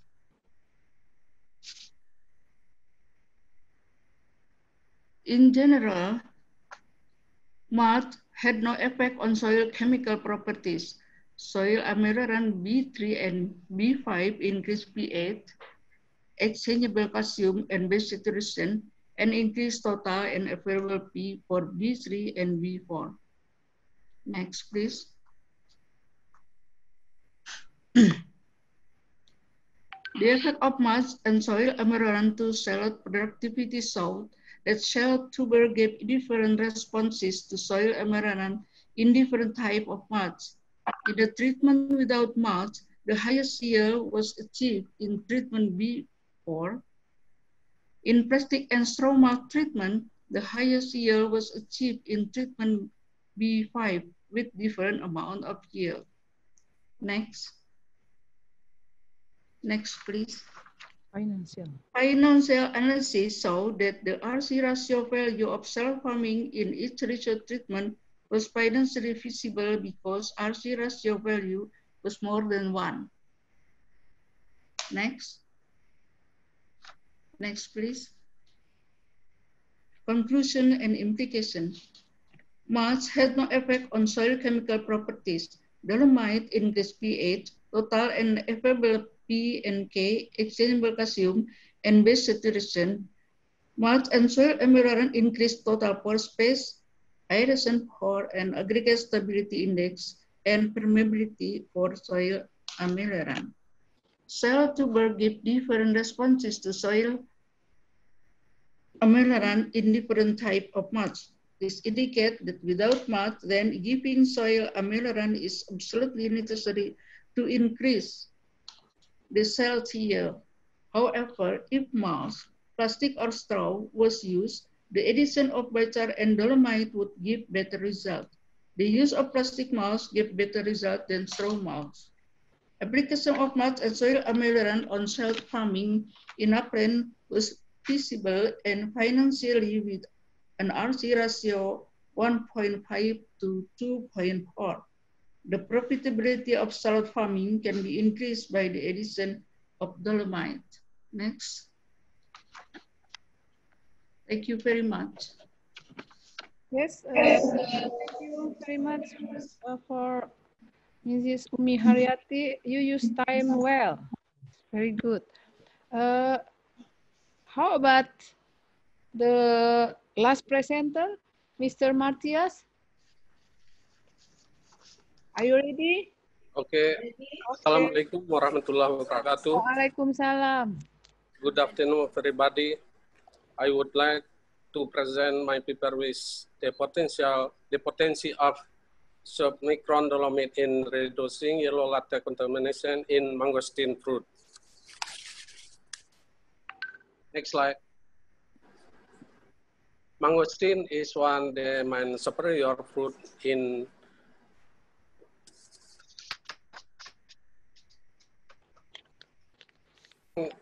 ending among other fruits. The export volume of this fruit is relatively small. However, for exchange value is the large compared to the other fruit.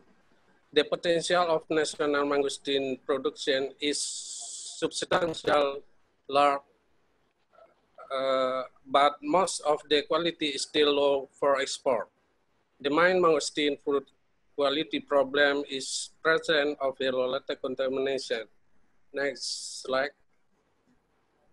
Several studies have been investigated to reduce the contamination of yellow latex. Yellow latex contamination and plant tissue correlated with calcium deficiency on yellow latex on fruit. Therefore, the deficiency of calcium can cause disintegration of cell walls and plant tissue death. Next slide.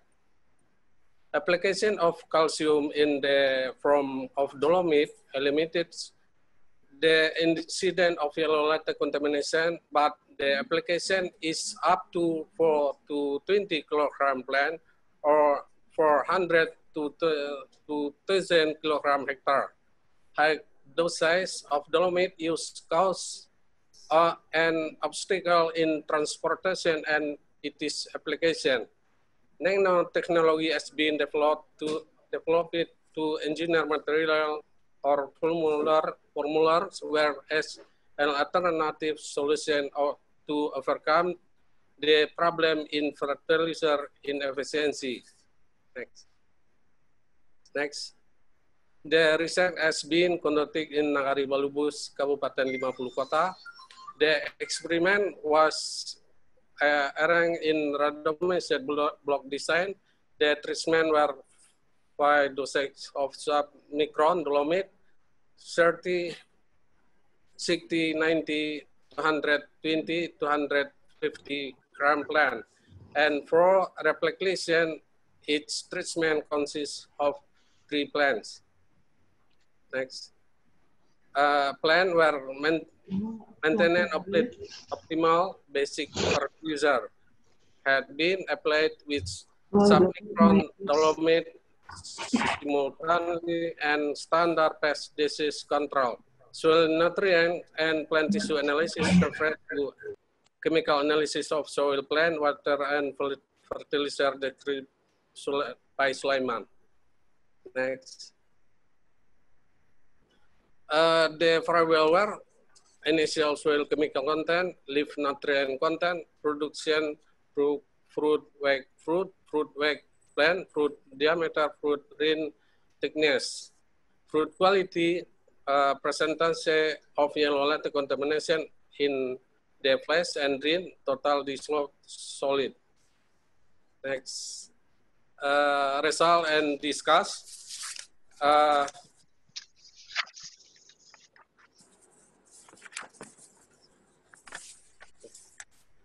From the table, we can see that several treatments in this experiment only affect the percentage of yellow latex contamination in flesh, fruit, of mangosteen. Application 90 grams submicron dolomite resulted in lower percentage of yellow latex contamination in flesh, fruit, of mangosteen, while the treatment did not affect yellow latex contamination in pre-crop fruit of mangosteen as well as the TSS parameter. Next. An indicator contribution of calcium concentration to manage the contamination was also seen in the relation of dolomite dosage to calcium levels of leaf and the level of yellow latex contamination. Application of submicron dolomite from 30 gram to 90 gram plant can increase the leaf of calcium 1.28% leaves and reduce yellow latex contamination until 90.78%. Subsequent increase the submicron calcium dosage result in decreased level of calcium leaf 1.05 to 0.90% and increase the percentage of yellow fruit flesh contamination with yellow cell from 90.58% to 93.33%. Next. Several treatments resulted in different macronutrient content in mangosteen leaf. However, the significant result only found in calcium content. The highest calcium content was found in treatment with 90 gram application of submicron dolomite. Next. While for micronutrient contents in mangosteen leaves, the significant difference was found in Mn content. The highest Mn content was found in treatment 120 grams submicron dolomite. The treatment showed similar result in other micronutrient content, for example, iron, zinc, cuprous, and boron. Next. Several treatments in the experiment did not affect several physical properties in mangosteen fruit. For example, fruit weight per plant, fruit weight, and fruit diameter. The significant difference only found in parameter the thickness of mangosteen skin. Next. Conclusion. The application 19 gram plant of submicron dolomite fertilizer increased calcium level in mangosteen leaf and reduce yellow latex contamination until 90.78%.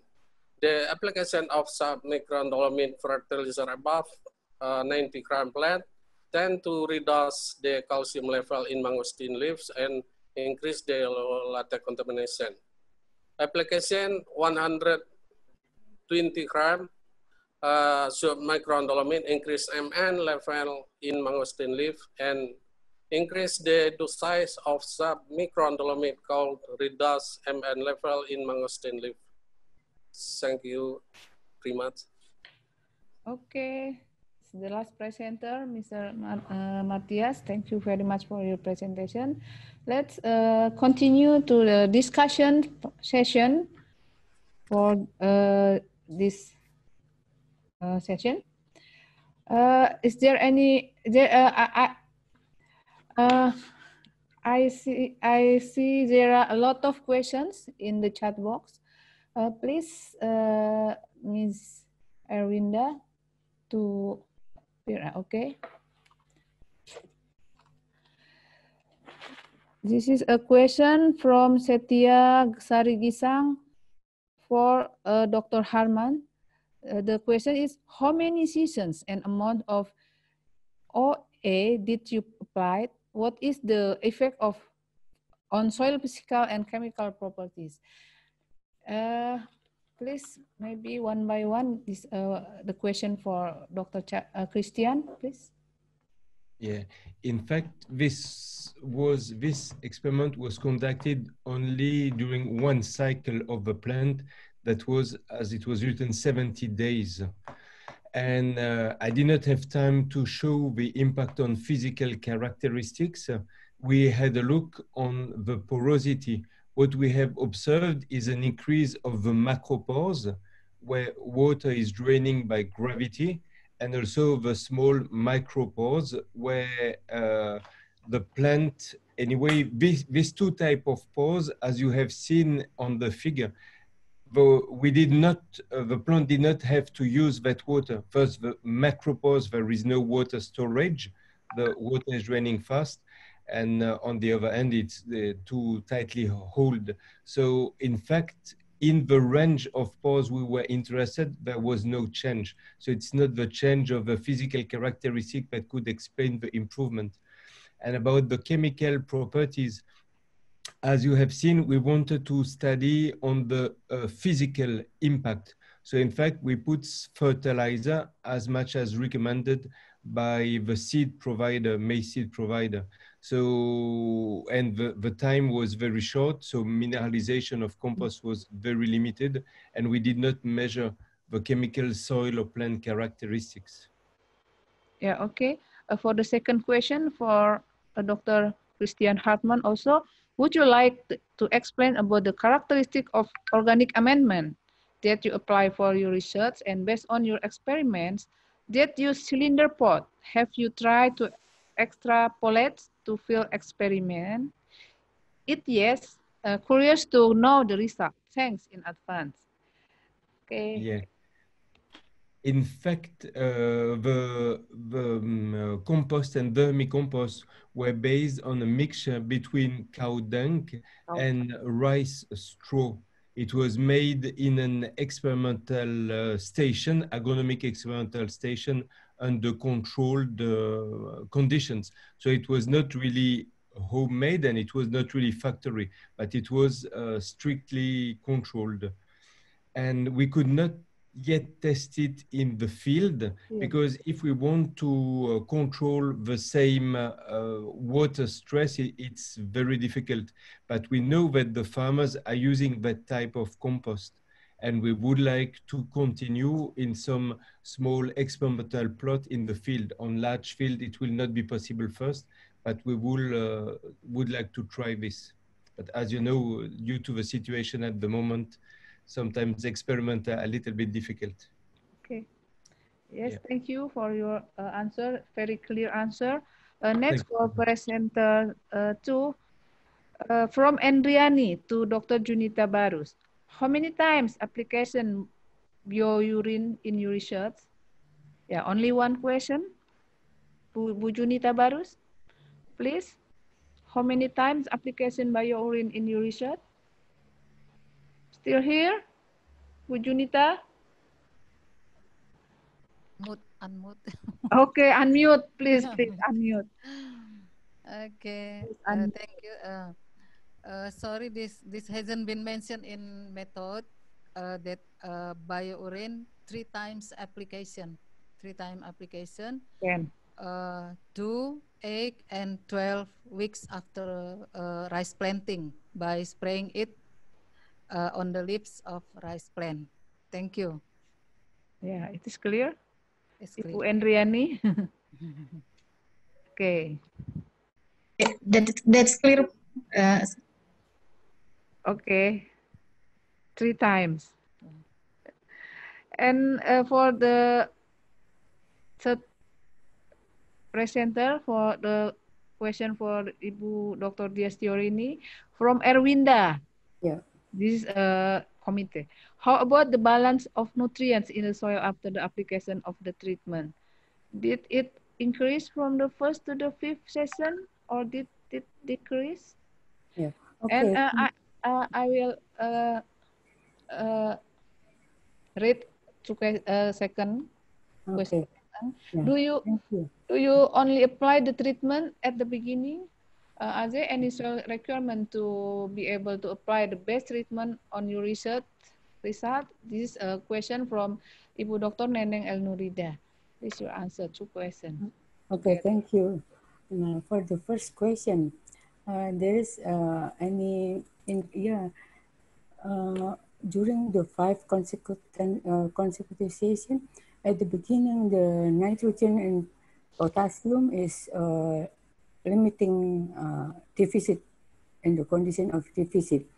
But after 3, 4, and 5 season, this has become decreased. It means the source of nitrogen from the nutrient organic matter, organic fertilizer is good enough to meet the requirement of crop or rice crop. So the nitrogen and potassium deficiency is only happen at the selected treatment. It is the farmer practice. All of the farmer practice there is only used cattle manure for the organic rice. So this is not good because there is a limitation or deficit for and nitrogen and potassium. So it should be added by source of nitrogen and potassium. In our treatment, we need azolla. Azolla is contain the source of nitrogen, and also sesbania. The other one is sesbania, and also we use straw compost as a source of potassium. So after 5 seasons, this the limitation is getting decreased. So the best one is the combination between the chicken and azolla and also straw compost.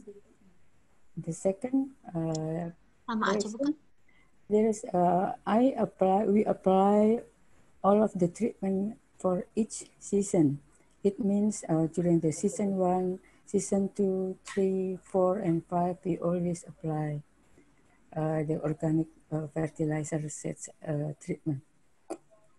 So our target is there is any soil requirement? I think no, because the target is we should have a balance. I mean, but the balance is not negative. We have a positive balance, but is not too high. I mean, the balanced nutrient is happening for nitrogen, phosphorus, and potassium, because most of this organic farming is not only for rice. There is also in the vegetable organic farming, there is a negative balance for nitrogen and potassium. This is our research how to input the source of nitrogen and potassium from natural fertilizer, such as a standard operation procedure for organic farming. Okay. Okay, thank you. Okay, thank you. The best treatment, I already said the best treatment is a combination between the chicken manure, azolla, and also straw compost. Thank you. I will. Okay, thank you, Ibu Dia, for your answer the questions. And for the Friends Center Force, for Ibu Umi Haryati, from Ibu Dr. Aidaria, the question is, why did the use of plastic mulch give better result than straw mulch? And I read all questions, 3 questions. Maybe you will answer together. From Rahma Hustika to Dr. Umi Haryati, what the difference between farmer practice and recommended technology? And from Ibu Neneng, could you explain why the feasibility level of farming do not in line with the productivity of telots? These 3 questions for Ibu Umi Haryati, please. Okay, thank you very much for the question. For the first one, about that plastic mulch give better result than straw mulch. This was because in plastic mulch treatment, plants were not disturbed by splash erosion because the soil surface was tightly closed, so the addition of dolomite can further support plant growth. In the straw mulch treatment, not all soil surface were covered, so that the addition of plant growth. Besides, mulch not only serve to reduce evapotranspiration so that soil moisture can be better preserved, but it also functions to protect the soil from the kinetic energy of rainwater so that the soil does not become damaged. Thus, soil aggregation become more stable and soil porosity was better and macropore increased.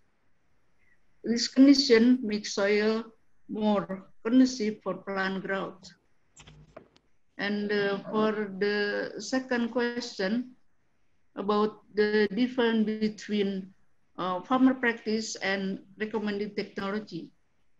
The farmer technology or farmer practice was the application of NPK Ponska SP36 and ZA fertilizer, amount of each 250 kg per hectare. The fertilizer was given twice during planting, namely at 7 up to 12 days in incubation period before planting, and at 30 days after planting. Pesticide and insecticide were given as needed. In addition, farmers provide manure as much as 10 tons per hectare. While recommended technology was the application of N, P, and K fertilizer in accordance with the needs of the plants and the local soil nutrient status. Sort of N fertilizer were use of urea, ZA fertilizer from SP36 and K from KCL with doses of 500, 300, and 200 for urea, TSP, and KCL respectively. Nitrogen fertilizer was given 2 times, namely 1/2 part together with P and K and 2 weeks after planting. In this technology also plus manure as much as 10 tons per hectare. And for the third question about feasibility level of farming, not always in line with the productivity of salad. Yeah, the feasibility level was strongly influenced by the cost of the production input used. For example, the highest salad productivity in the treatment without mulch was obtained in treatment B5, but the RC ratio was the same as the farmer practice. This was because the cost of biochar input was quite expensive. The same thing happened to the plastic mulch treatment. The highest productivity was obtained by treatment B5, but the value of RC ratio was classified as the smallest one. Thank you. Okay, I think it's clear answer. The last presenter have a question. There are 3 questions from Linsa Angria. Do you have? I have still 5 minutes left. Do you have control treatment without dolomite? And from Lutfi, what will happen if we applied 100 gram micro dolomite fertilizer for mangosteen? And last, could you please explain about the purpose of could you please explain about the purpose you make submicron dolomite? Please, Mr. Matia. Okay, thank you. 4 minutes. we are not control because the general soil in tropis deficiency of calcium. For to mangosteen not to give calcium, general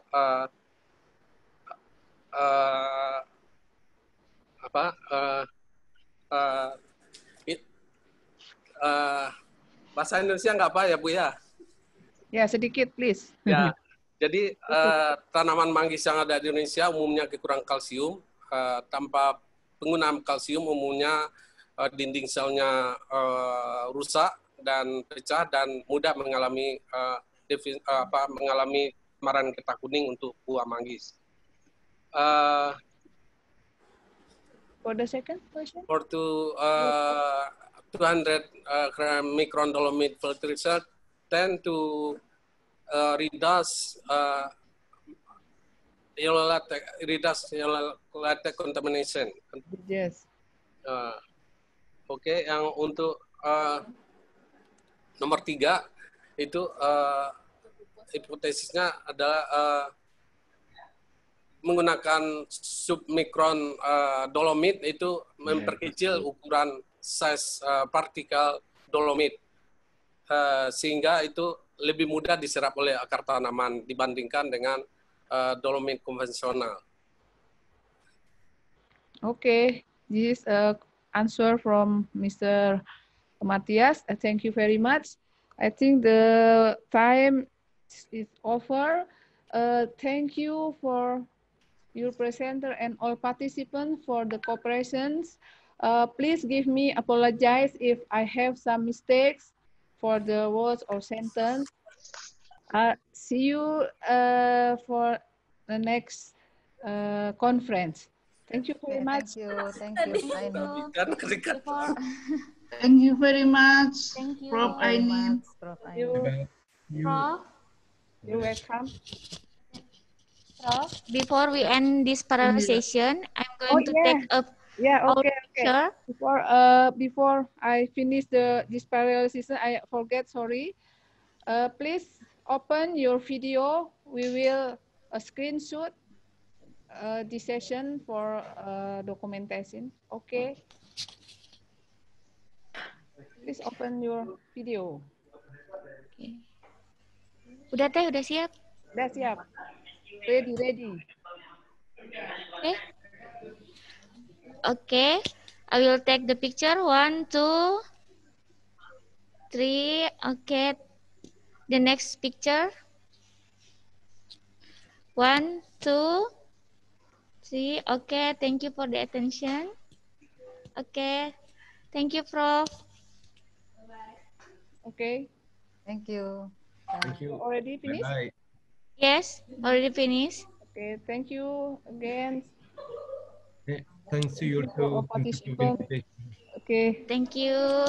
Bye. See you next year. See you next. Thank you, Bu Ainin, for your Thank you. Thank you, Bu Nenek. Jonita, apa kabar? Baik, Bu Umi. Ini Thank you, Dr. Christian. Pleased to see you here. Gina. Thank you. Miss you. Yeah, good. And I Yes, see you. next meeting again. Thank you. Yeah, good. Bye-bye. Bye-bye. Thank you. Congratulations. Bye-bye for all.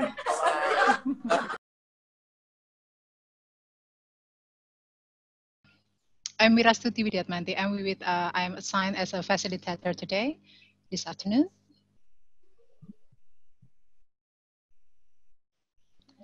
Can I check whether the presenter of this afternoon already here?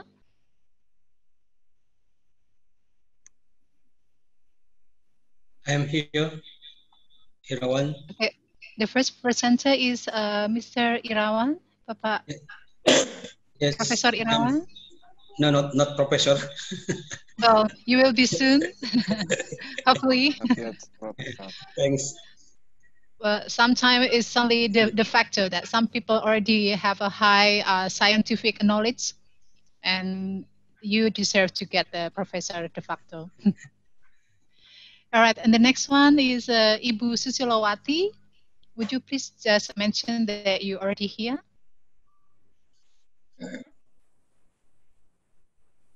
Yes. Ibu? Yes. Okay, all right, thank you. The next one is Ibu Krismawati from AIAT of Malang.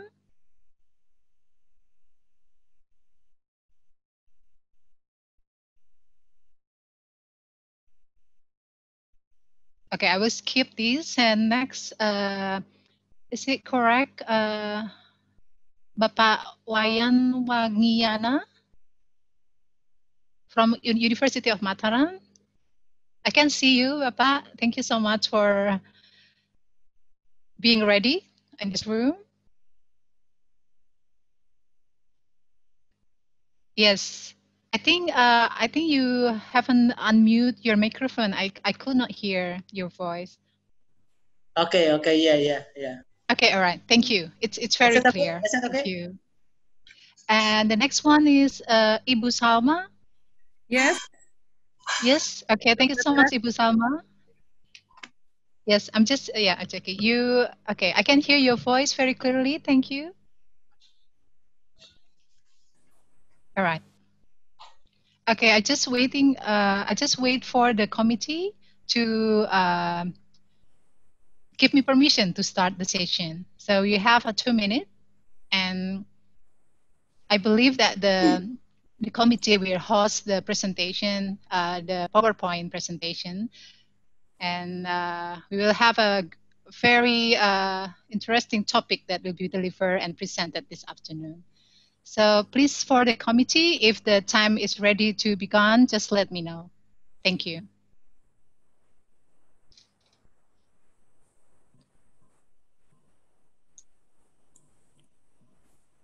Okay, thank you for Miss Irastuti, Dr. Irastuti. Please introduce. Good afternoon, ladies and gentlemen. Welcome to the session in DPA. My name is Rahmat Abdul Ghani. I am the secretary in this session. And it's time to start the session. For the facilitator, you can start now. All right. Thank you. Thank you so much, Mr. Ergegani. It's our honor to be able to facilitate and accommodate all the presenter and great participants this afternoon. So, Assalamualaikum warahmatullahi wabarakatuh. Welcome to today's first international conference of on sustainable tropical land management on parallel session 6, digital and precision agriculture. Thank you for taking time and being here today. I'm Wirastuti Widiatmanti, or Wiwit. Most of people call me Ibu Wiwit from Faculty of Geography, Universitas Gadjah Mada, Yogyakarta. I will be your facilitator today, and we will have 5 presenters who will deliver some great, awesome, and latest topic and DPA. So don't miss out. So we'll be also running a live Q&A at the end of the session. So for all the participants, can address your question on this chat room located on the right-hand side on your screen. So if you miss anything, don't worry. Just type your question, and we'll be facilitate and accommodate your question at the end of the session. And also, the recording, on-demand recording, will be available. And don't worry if you miss some information during the last session. So, all right, without further ado, please welcome the first presenter. Is it Dr. Irawan from ISRI, who will present the topic about financial benefit of using soil test kit and PUTS for determining dosage of low-lying rice fertilizer. Please, Dr. Irawan, I hand over the time for you. Okay, thank you, Dr. Wiwit. Good evening, ladies and gentlemen. Please let me to introduce myself. My name is Irawan from ISRI, ERD. This paper was prepared by myself and my colleague, Mr. Kasno and Mr. Nujaya. Hopefully, they are in this room also. Okay, next. The presentations scope is consisting of the introduction, methodology, results and discussion, and conclusion and implementation. Okay, next. As an introduction, rice is a strategic commodity. Its production must continue to increase to meet the national consumption or even imports. Fertilizer is an important production input to increase rice productivity. And we know that lowland rice is the largest consumer of fertilizer. It means that fertilizer efficiency is very important to ship fertilizer nationally to increase farmers' income as well as to sustain rice production system.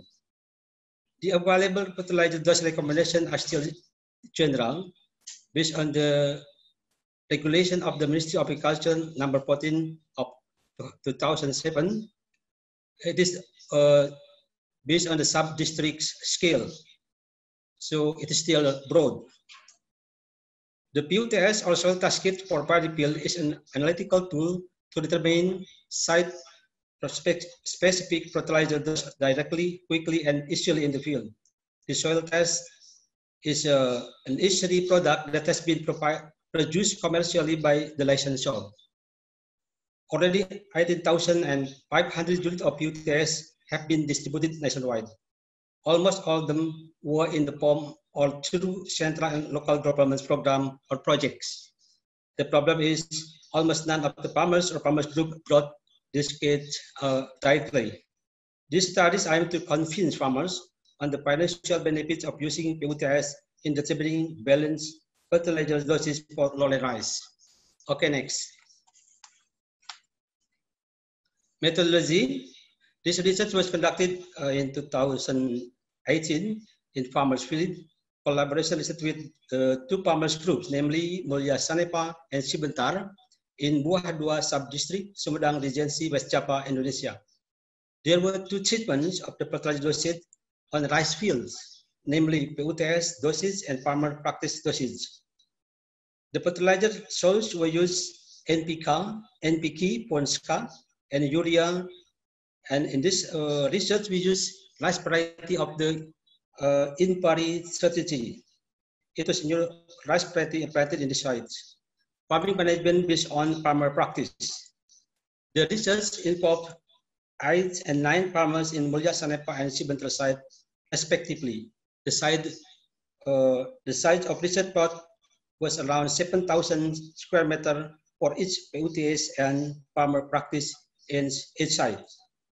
Variables measured was rice yield, revenue, and cost of rice farming practice. Next, please. Data analysis was descriptive tabulation using an additional net benefits concept based on the formula and the criteria. If the value of the additional net benefit greater than 0, then the use of PUTS is financially more profitable than the farmer practice. Besides, there is also criteria based on farmer point of view. That means PUTS will be recognized as beneficial tool if fertilizer use decreased by 10% and rice yield increased by 5% compared to the farmer practice. Okay, next.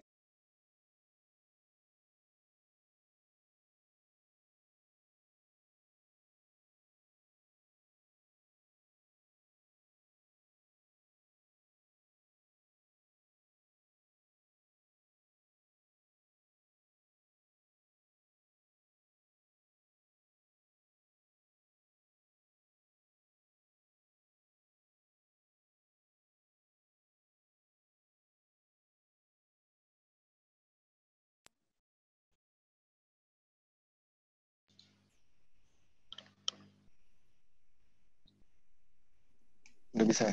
Okay, next. Okay, you can next. The next slide, please. Yeah. Okay, this is about the fertilizer dosage based on PUTS and farmer practice in Mulia Sanepa sites. Based on this data, the PUTS will able to reduce 35% of the NPK fertilizer, but increase urea by 16%. Next, please. This is the similar data in Cibentar site. Based on the data, the use of UTS was able to reduce 49% of NPK fertilizer, but increase urea by 1.5%. Okay, next. This is the figure about the amount of saving on NPK and urea fertilizer using PUTS in two research sites. Because the NPK price was greater than the urea price, then the fertilizer cost with PUTS was reduced by more than 10%. This magnitude satisfies farmers. Next. This table is about. Dr. Ira, you have 1 minute to go. Okay, this table is about rice yield of UTS and farmer plot in Mulyasani Farm. And the yield gap was more than 1 ton per hectare. This figure also satisfied farmer.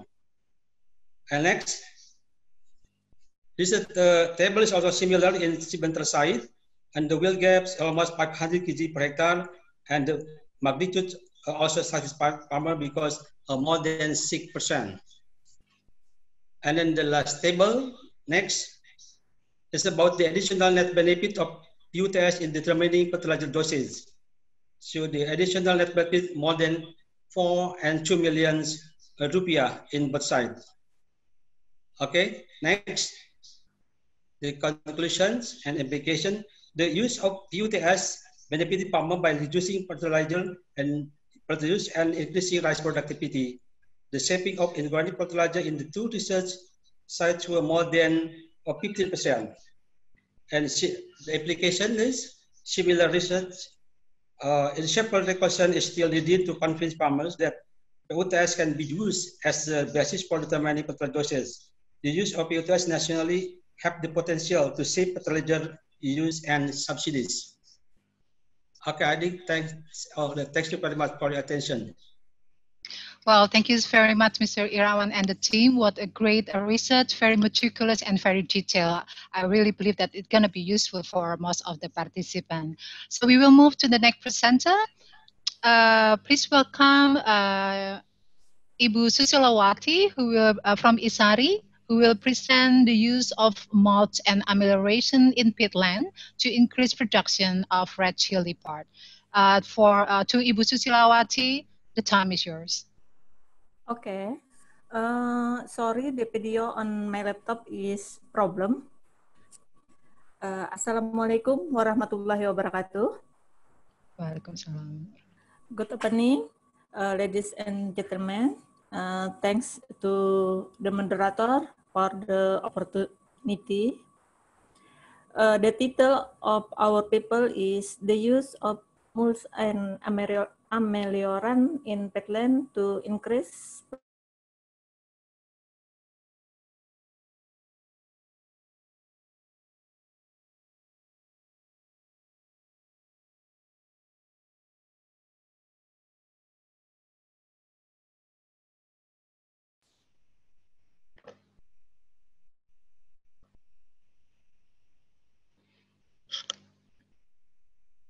Bu Ani, are you with us?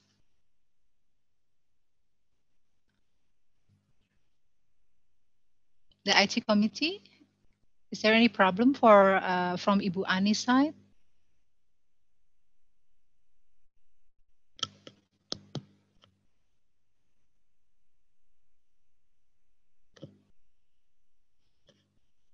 Ibu Ani, are you with us? Bu Ani is lost, Miss. Yeah, lost contact. Yeah. Okay. Oh, so maybe should wait for a minute. Okay, should we wait for her maybe in 1 minute?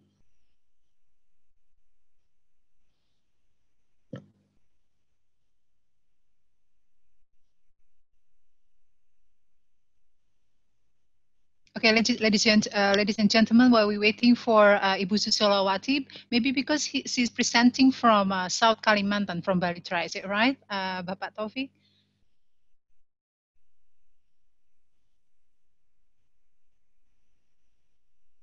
I believe so. So, okay, maybe while we're waiting for Ibu Susilawati trying to connect with us, I might ask Ibu Krismawati from AAAT of Malang Maybe we wait for 30 seconds to 1 minute, waiting for Ibu Susolawati. If she's not able to join with us, would you please to present your research topic for your presentation? And I call you out when the time is for you.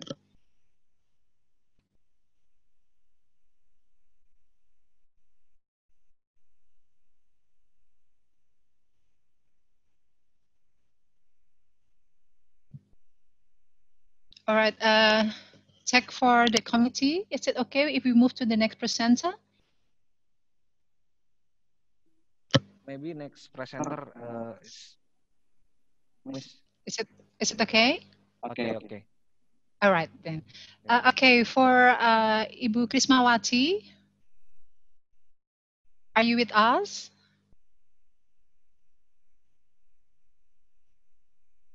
Ibu Krismawati, can you hear us?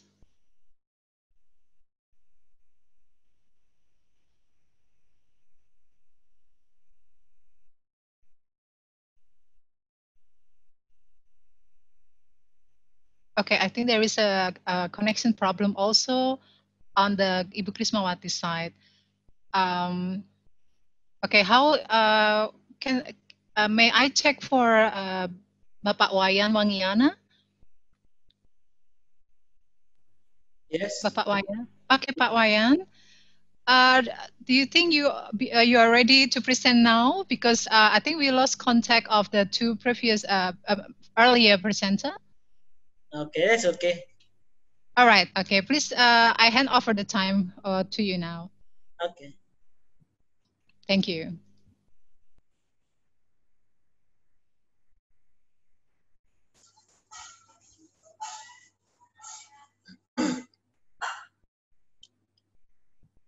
Okay. Thank you for Bu Wiwit. Please click on the screenshot on my presentation file.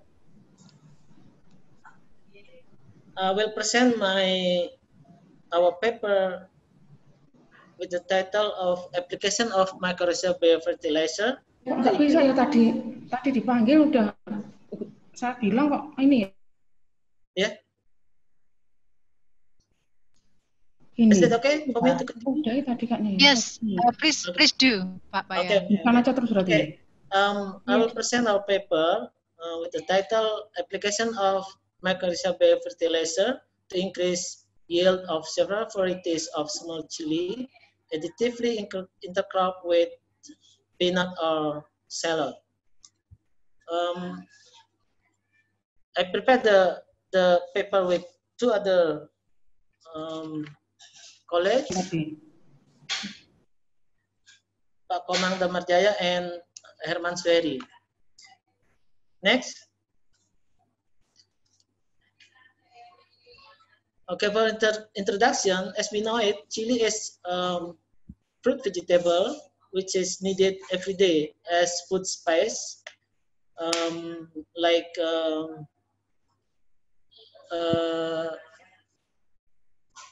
every day. So for Indonesian people, they like we use chili every day.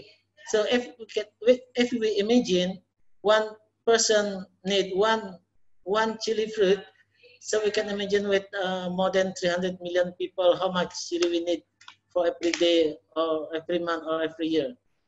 So it's a lot. However, the yield often very low, especially during the rainy season. This sometimes makes the price of chili become more expensive than beef. Therefore, it is very crucial that the technology or variety, for example, technology for chili production is needed, and as well as post-harvest handling. Next. Okay, as we can see from the picture that the big difference between chili seedlings that first supplied with mycorrhizal biofertilizer on the right picture, and on the left one without mycorrhizal biofertilizer. So we can see that benefit from application of mycorrhizal biofertilizer. Next. And based on that, the objective of this study was to examine the effect of application of mycorrhizal biofertilizers and additive intercropping with peanut or shallot on growth and yield of several varieties of small chili. Next. In relation to the methodology, the field experiment was designed according to split plot design with 3 treatment factors. The first one was chili varieties as the main plot with 4 varieties. 2 of them were local varieties and national varieties, and 2 of number 3 and number 4 was hybrid. The second factor was application of mycorrhizal biofertilizers, consisting of 2 treatments without and with mycorrhizal biofertilizer as the subplot. And the third factor as the subplot was intercropping, consisting of 3 treatments without intercropping, and intercropping with peanut and intercropping with shallot. The data was analyzed using analysis of variance. Next.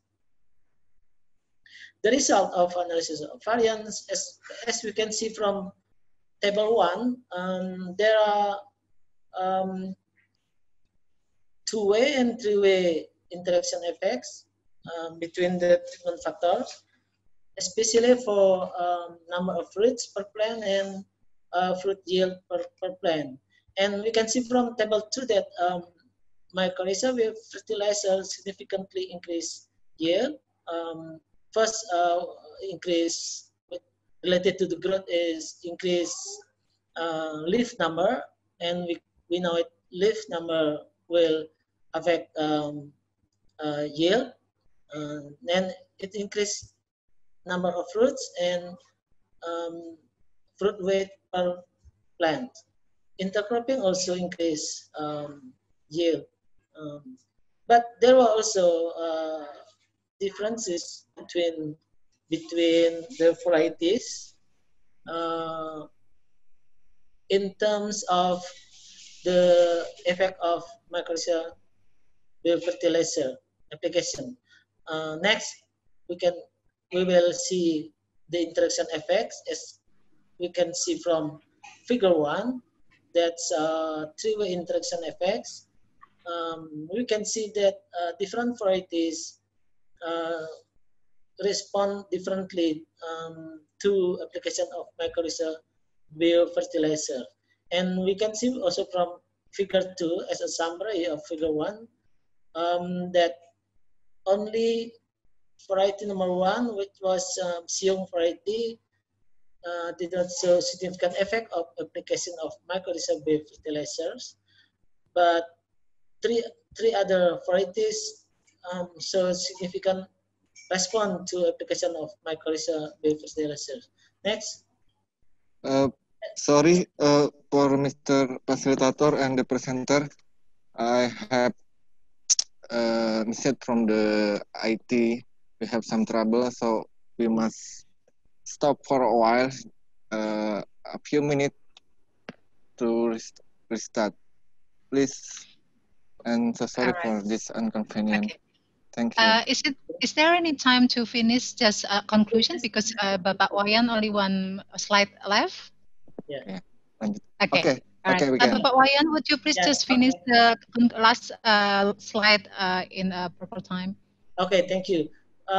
For the conclusion, it can be concluded that variety differences affect all observation variables, intercropping almost all observation variables, and application of mycorrhizal biofertilizer significantly increase plant age, leaf number, fruit number, and fruit yield. And based on the three-way interaction effects, it can be concluded that the highest fruit yield was on the average was 55.96 gram per plant on the intercrop Dewata chili variety supplied with mycorrhizal biofertilizer, and the lowest one was 7.72 gram per plant on the shred variety without mycorrhizal biofertilizer and without intercropping. Thank you. All right.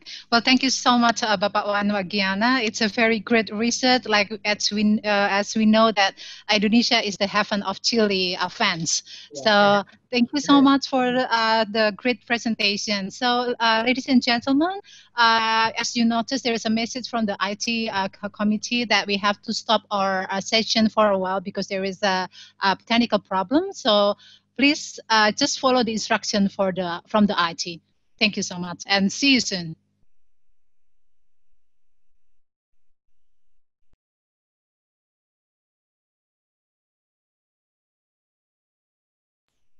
And while we waiting, maybe for Ibu Krismawati and Ibu Susilowati, if you are ready, please let us know. Thank you.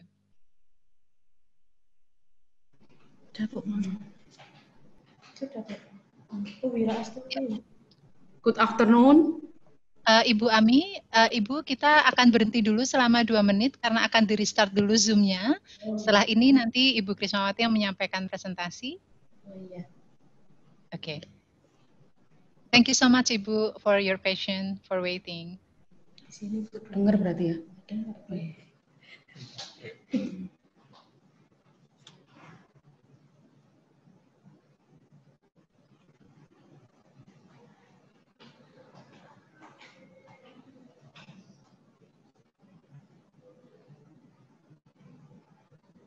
Udah semua. Ini kan itu mundur, ya kan 1 menit. Kita klik dulu. Jangan diklik. Emang gitu ya?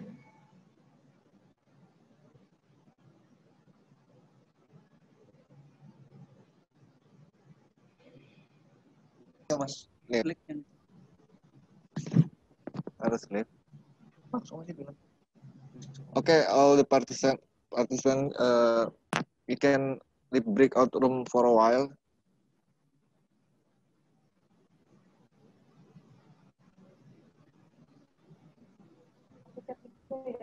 Yes.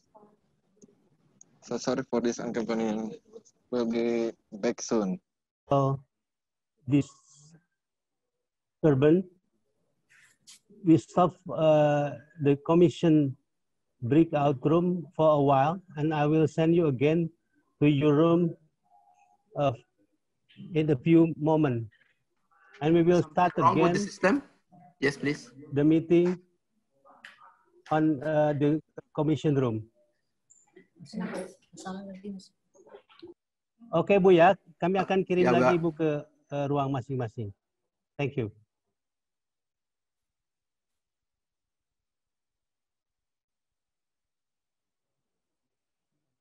Ya, nanti ini kan berarti satu. Biar itu aja dulu kirim yang tadi. Aibul.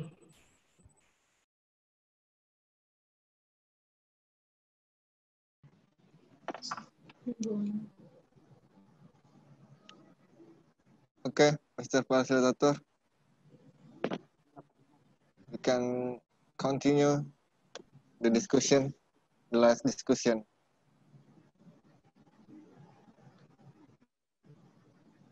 Mr. Facilitator, Ibu Rastuti, are you join with us?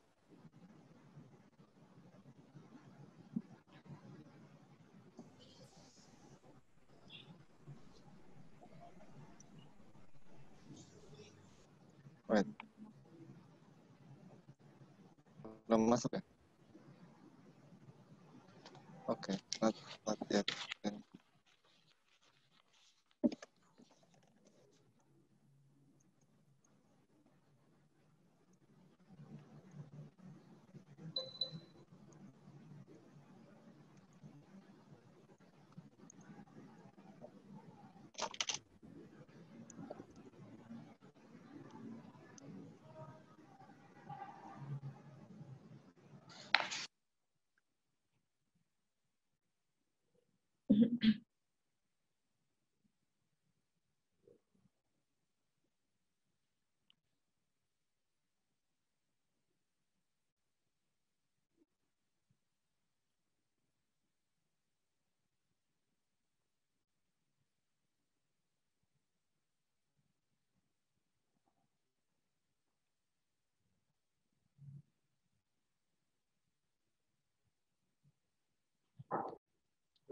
Udah, tinggal.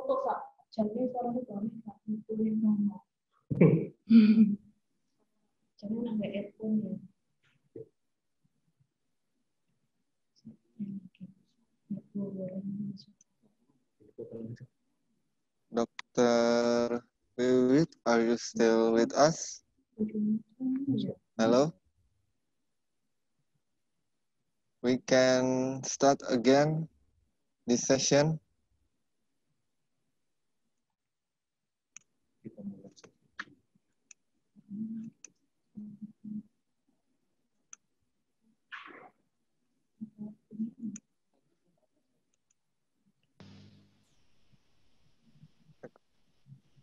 All right.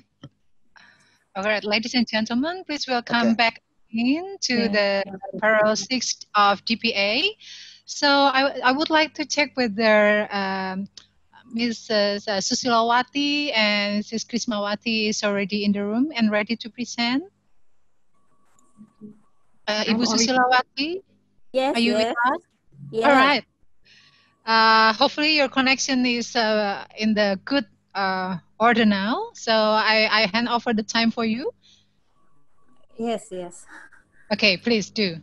Thank you. Okay. Assalamualaikum warahmatullahi wabarakatuh. Waalaikumsalam. Good evening, ladies and gentlemen. Thanks to the moderator for the opportunity. The title of our paper is the use of mulch and amelioran in peatland to increase production of red chili plant. Next, please. Introduction. One of the horticultural crops that have an important and strategic role in Indonesia is the chili plant or Capsicum annum. Usually, chili plants are grown seasonally to prevent the occurrence of fluctuation in production and price fluctuation that often occur and have a negative impact on farmer income. It is necessary to strive for cultivation that can last for years, talk of season cultivation. Chili farming plant outside the season has a risk of crop failure, the pest and disease. Soil has physical properties suitable for vegetable growth. Based on several results, the production of vegetable cultivation on peatland is still low. Peat soil generally have a low pH level, have a light crescent exchange capacity, low base saturation, and contain low K, Ca, Mg, P element, and also contain low microelement as Cu, Zn, Mn, and B. It is necessary to add nutrients to peat soil to increase plant growth and development. Amelioran of peat soil is given to overcome the high acidity of the soil, low soil fertility, and increase the productivity of peatland. The purpose of this study was determined the effect of using mulch and amelioran and fertilization for chili plant in peatland during the rainy season. Next, please. Material and method. The research was conducted on the Landasan Ulin Village, South Kalimantan. The resettlement consisted of the combination of mulch use and a combination of those of inorganic fertilizer and amelioran of land. Treatment is block. One, use the mulch without mulch, M1. Black plastic silver mulch, M2. Combined doses of inorganic fertilizer and land ameliorant. 50% model of inorganic fertilizer plus 15 ton per hectare manure. V1, 50% model of inorganic fertilizer plus 30 ton manure per hectare. V2, 100% model inorganic fertilizer plus manure 15 ton per hectare. V3, 100% model inorganic fertilizer plus manure 30 ton per hectare. For farmer model, P5.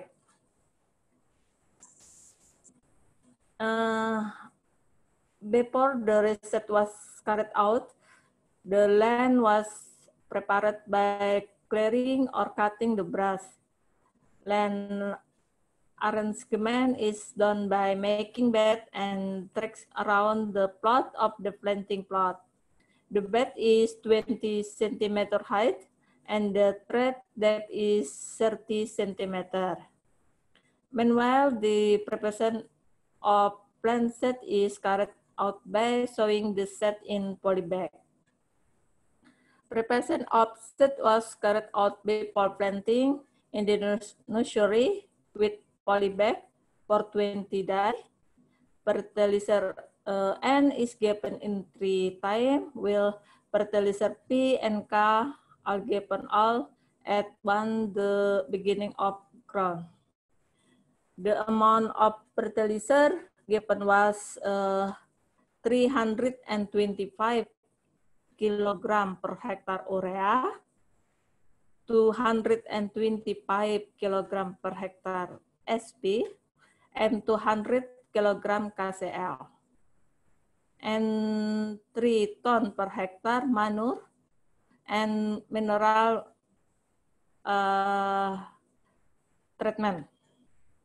As for the treatment of farmer, all amount of fertilizer given 200 kilogram per hectare, compound, and 50 ton per hectare of manure. Next, please. Result and discussion. Excuse me, Ibu Susilawati, you only have 1 minute to go. Thank you. Okay. The land that become the reset location was the land was recently cleared previously initially land overgrown with crop. After cleaning, make bed with bed 20 centimeter and depth 30 centimeter. The land that is reset location is sloped land with quiescent substratum. Base characteristic is the plant. It is now thickness of the bed layer rank or 30 to 50 centimeter. The level of bed maturity, that's the squeeze method, pond post scale is suppressed.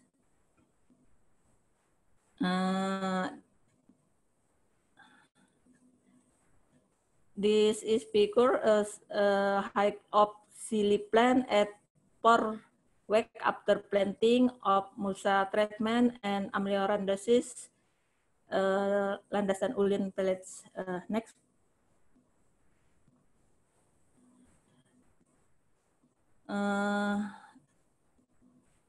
Next.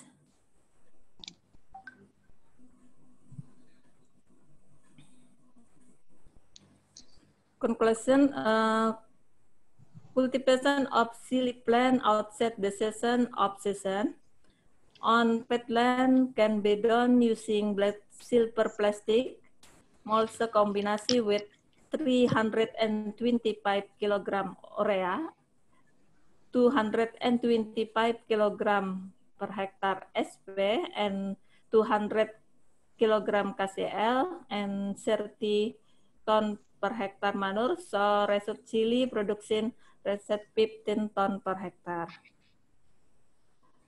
Thank you. All right, thank you so much, Ibu Ani Susilawati. What a great presentation about Chile. It's a great effort from the team in Balitra to promote the yield of the chili there. Thank you so much. Ladies and gentlemen, and the participants, we will move to another presenter. Please welcome Ibu Krismawati from AIT Malang, who will present the application of biochar to improve maize performance at volcanic and sediment in dry land. Please, for Ibu Krismawati, are you with us?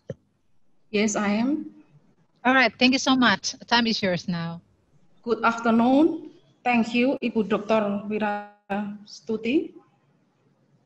First of all, I would like to deliver my paper about application of biochar to improve maize performance of volcanic and sediment in dry land. My name is Krismawati from Assessment Institute for Agricultural Technology at Java. Next. Introduction. Dry land, fertility of soil was low, intensive erosion, buffer capacity low, macronutrient 0.1, cation exchange capacity varies depending on soil texture, moderate, texture dusty clay, contain calcium more than magnesium more than natrium. Next. Analysis result of soil at location where contain geoorganic and cation exchange capacity after this research before the research in Situbondo and Sampang district. Situbondo district organic increase 34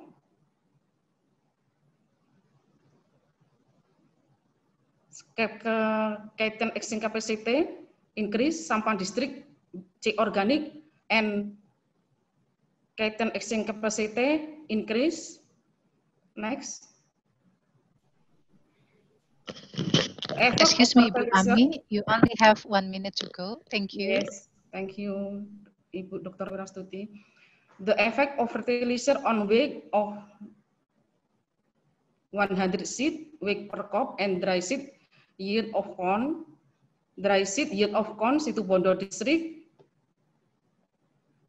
Result of Dalton multiple rank test at level 5% on parameter of dry seed yield of corn show the highest yield by the application of 8. Even though it is significantly different with the application of G using rice husk biochar, and even though it is insignificantly different with the application of G using rice husk biochar, Sampang district. Next. Conclusion, the result show that the application of urea, NPK, 1,000 kilogram crop biochar per hectare in Situbondo district obtain use of dry seed yield of corn 7.87 tons per hectare, increase of 36.16%, geoorganic, soil cation exchange capacity, obtain the highest profit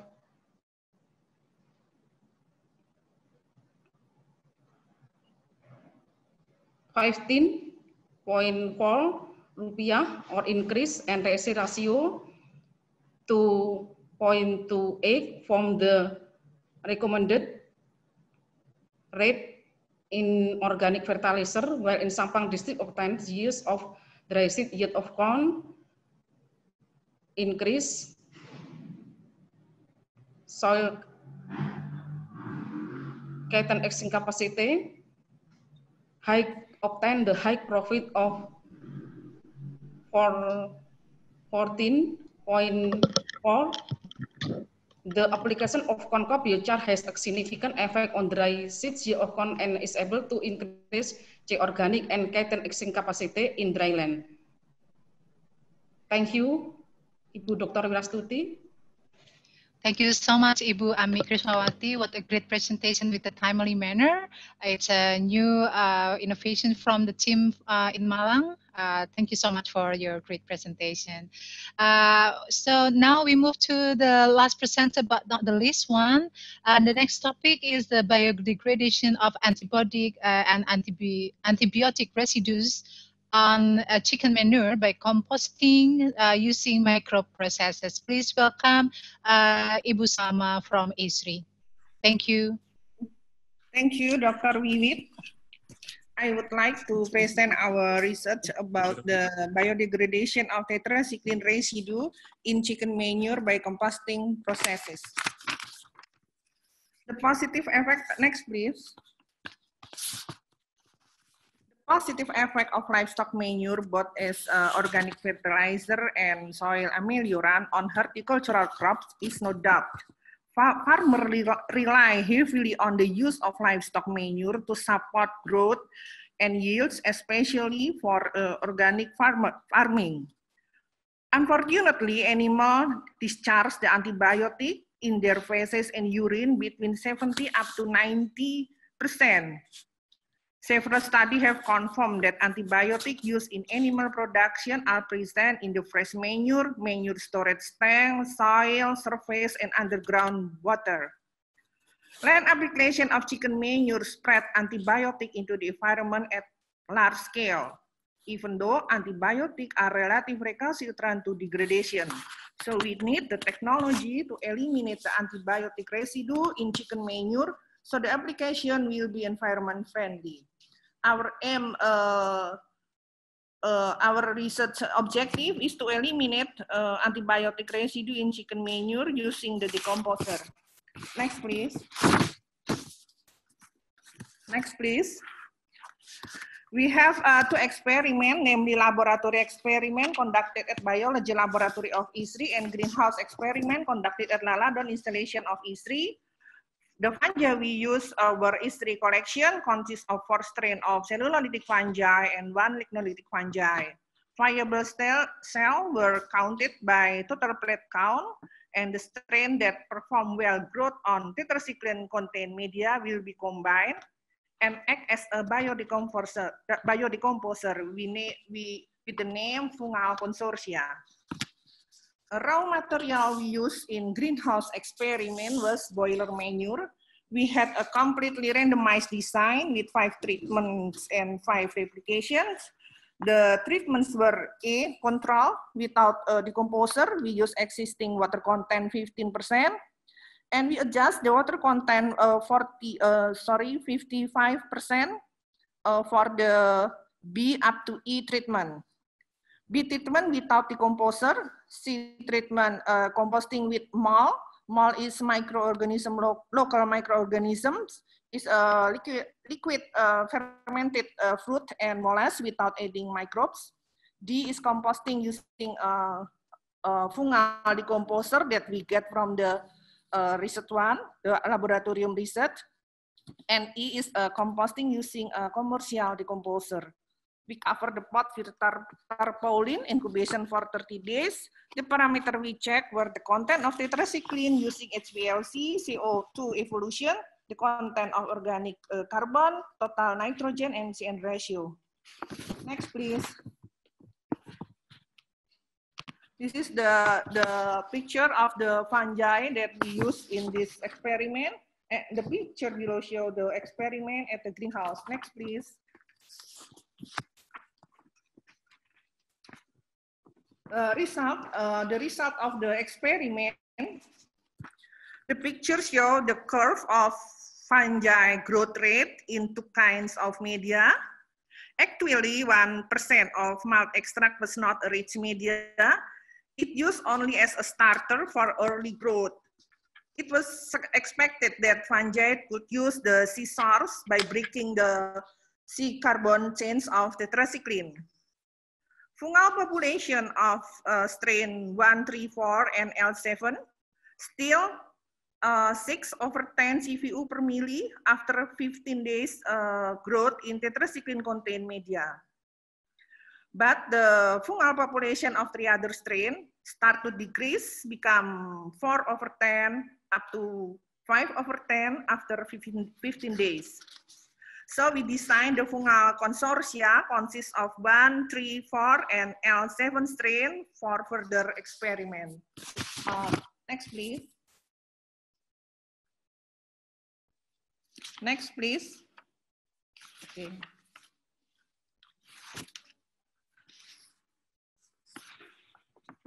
The picture above show the change of temperature during the composting. The highest temperature achieved by applying fungal consortia and commercial decomposer.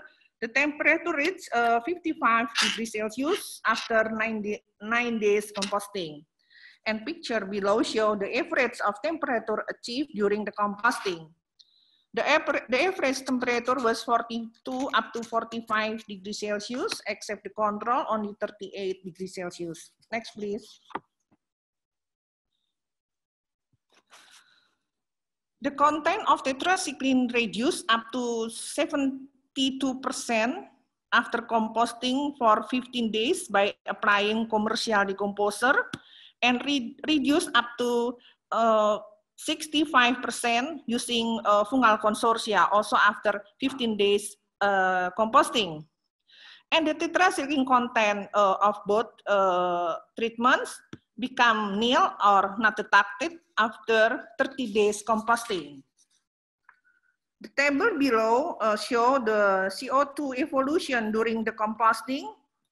There was a significant difference of CO2 evolution between control and treatments, but there was no difference among the treatments. Next, please. Excuse me, you have 1 minute to go, Ibu Selma. Thank you. The organic carbon content show a significant difference among the treatments even after 30 days composting.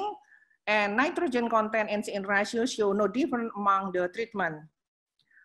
Similar study also done by other researcher using different genus of fungi to reduce antibiotic in manure. Next, please.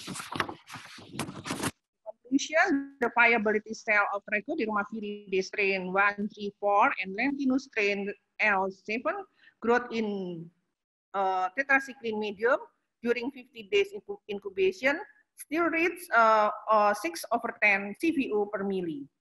Composting of chicken manure with 55% content, water content, inoculated with commercial decomposer and fungal consortia, can reduce tetracycline content up to 72 and 65% on 50 days composting. The composting of chicken manure with 55% moisture content inoculated with fungal consortia and commercial decomposer are the best in terms of reducing organic carbon and CN ratio. Thank you very much for your attention. Thank you so much, Ibu Sally Selma, for a great presentation.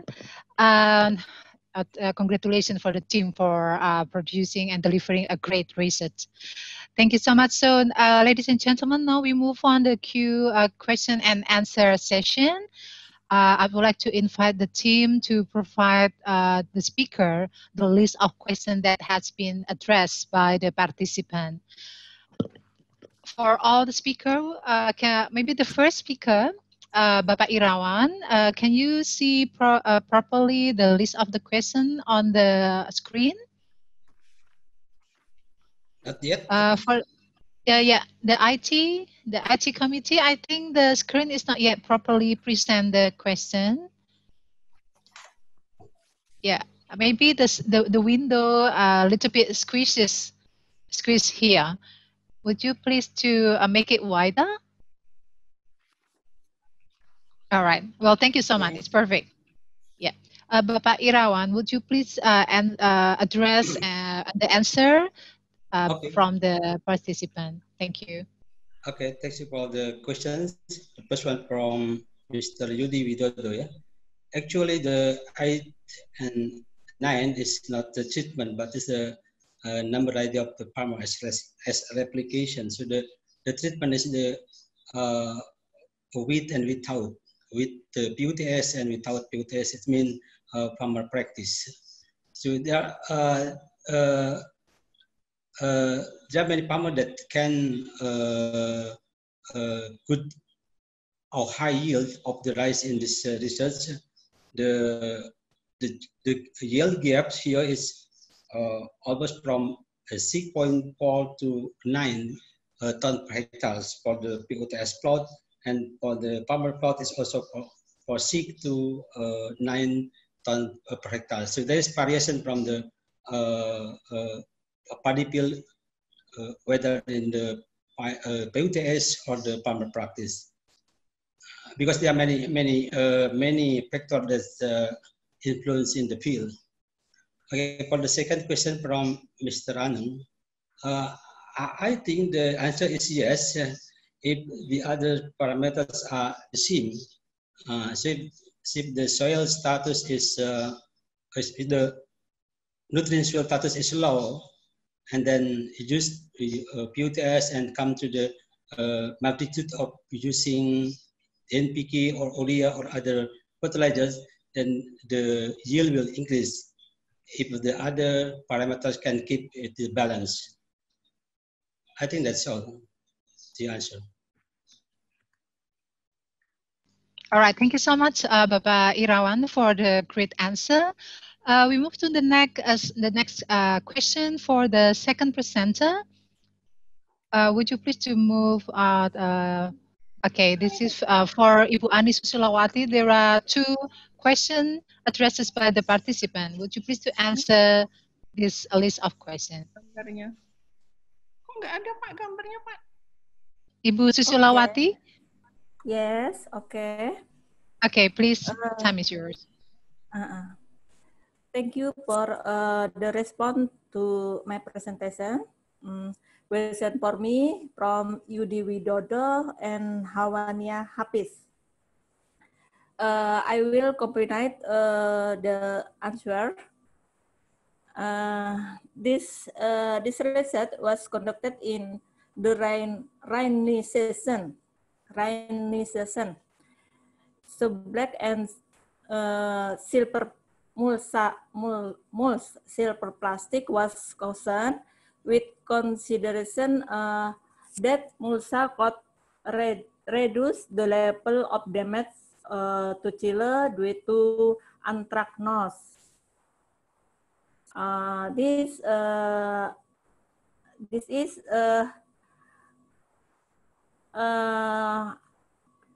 consider pertimbangan ya. Use mulsa black silver plastic. Okay, this my answer, moderator. All right. Well, thank you so much, Ibu Ani. I hope the answer from the speaker satisfied the question from the participant. If you have more questions about this, you can contact straight away to the speaker. Next question for the presenter number 3, Ibu Krismawati, Ibu Ami Krismawati from Malang. There is one question for you. Would you please to address this question? Ibu Ami Krismawati, are you with us? Thank you for answer for my paper. Biochar is block charcoal resulting from a process that regulates biomass instead of oxygen, limited or oxygen. Mice analysis of organic content of compounds, organic high.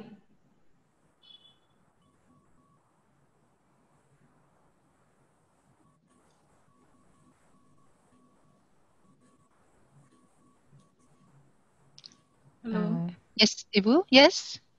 Is that the answer? Yes. Do you want to add more? Mau ditambahkan lagi, Ibu? No. Okay, all right. Thank you. Thank you so much, Ibu Krismawati. Thank you so much for Mr. Yudi Widodo for the question. We move to the question for presenter number 4. for Bapak Wayan Mangiana. There is one question for Mr. Asep Kurnia. Would you please address this question, please?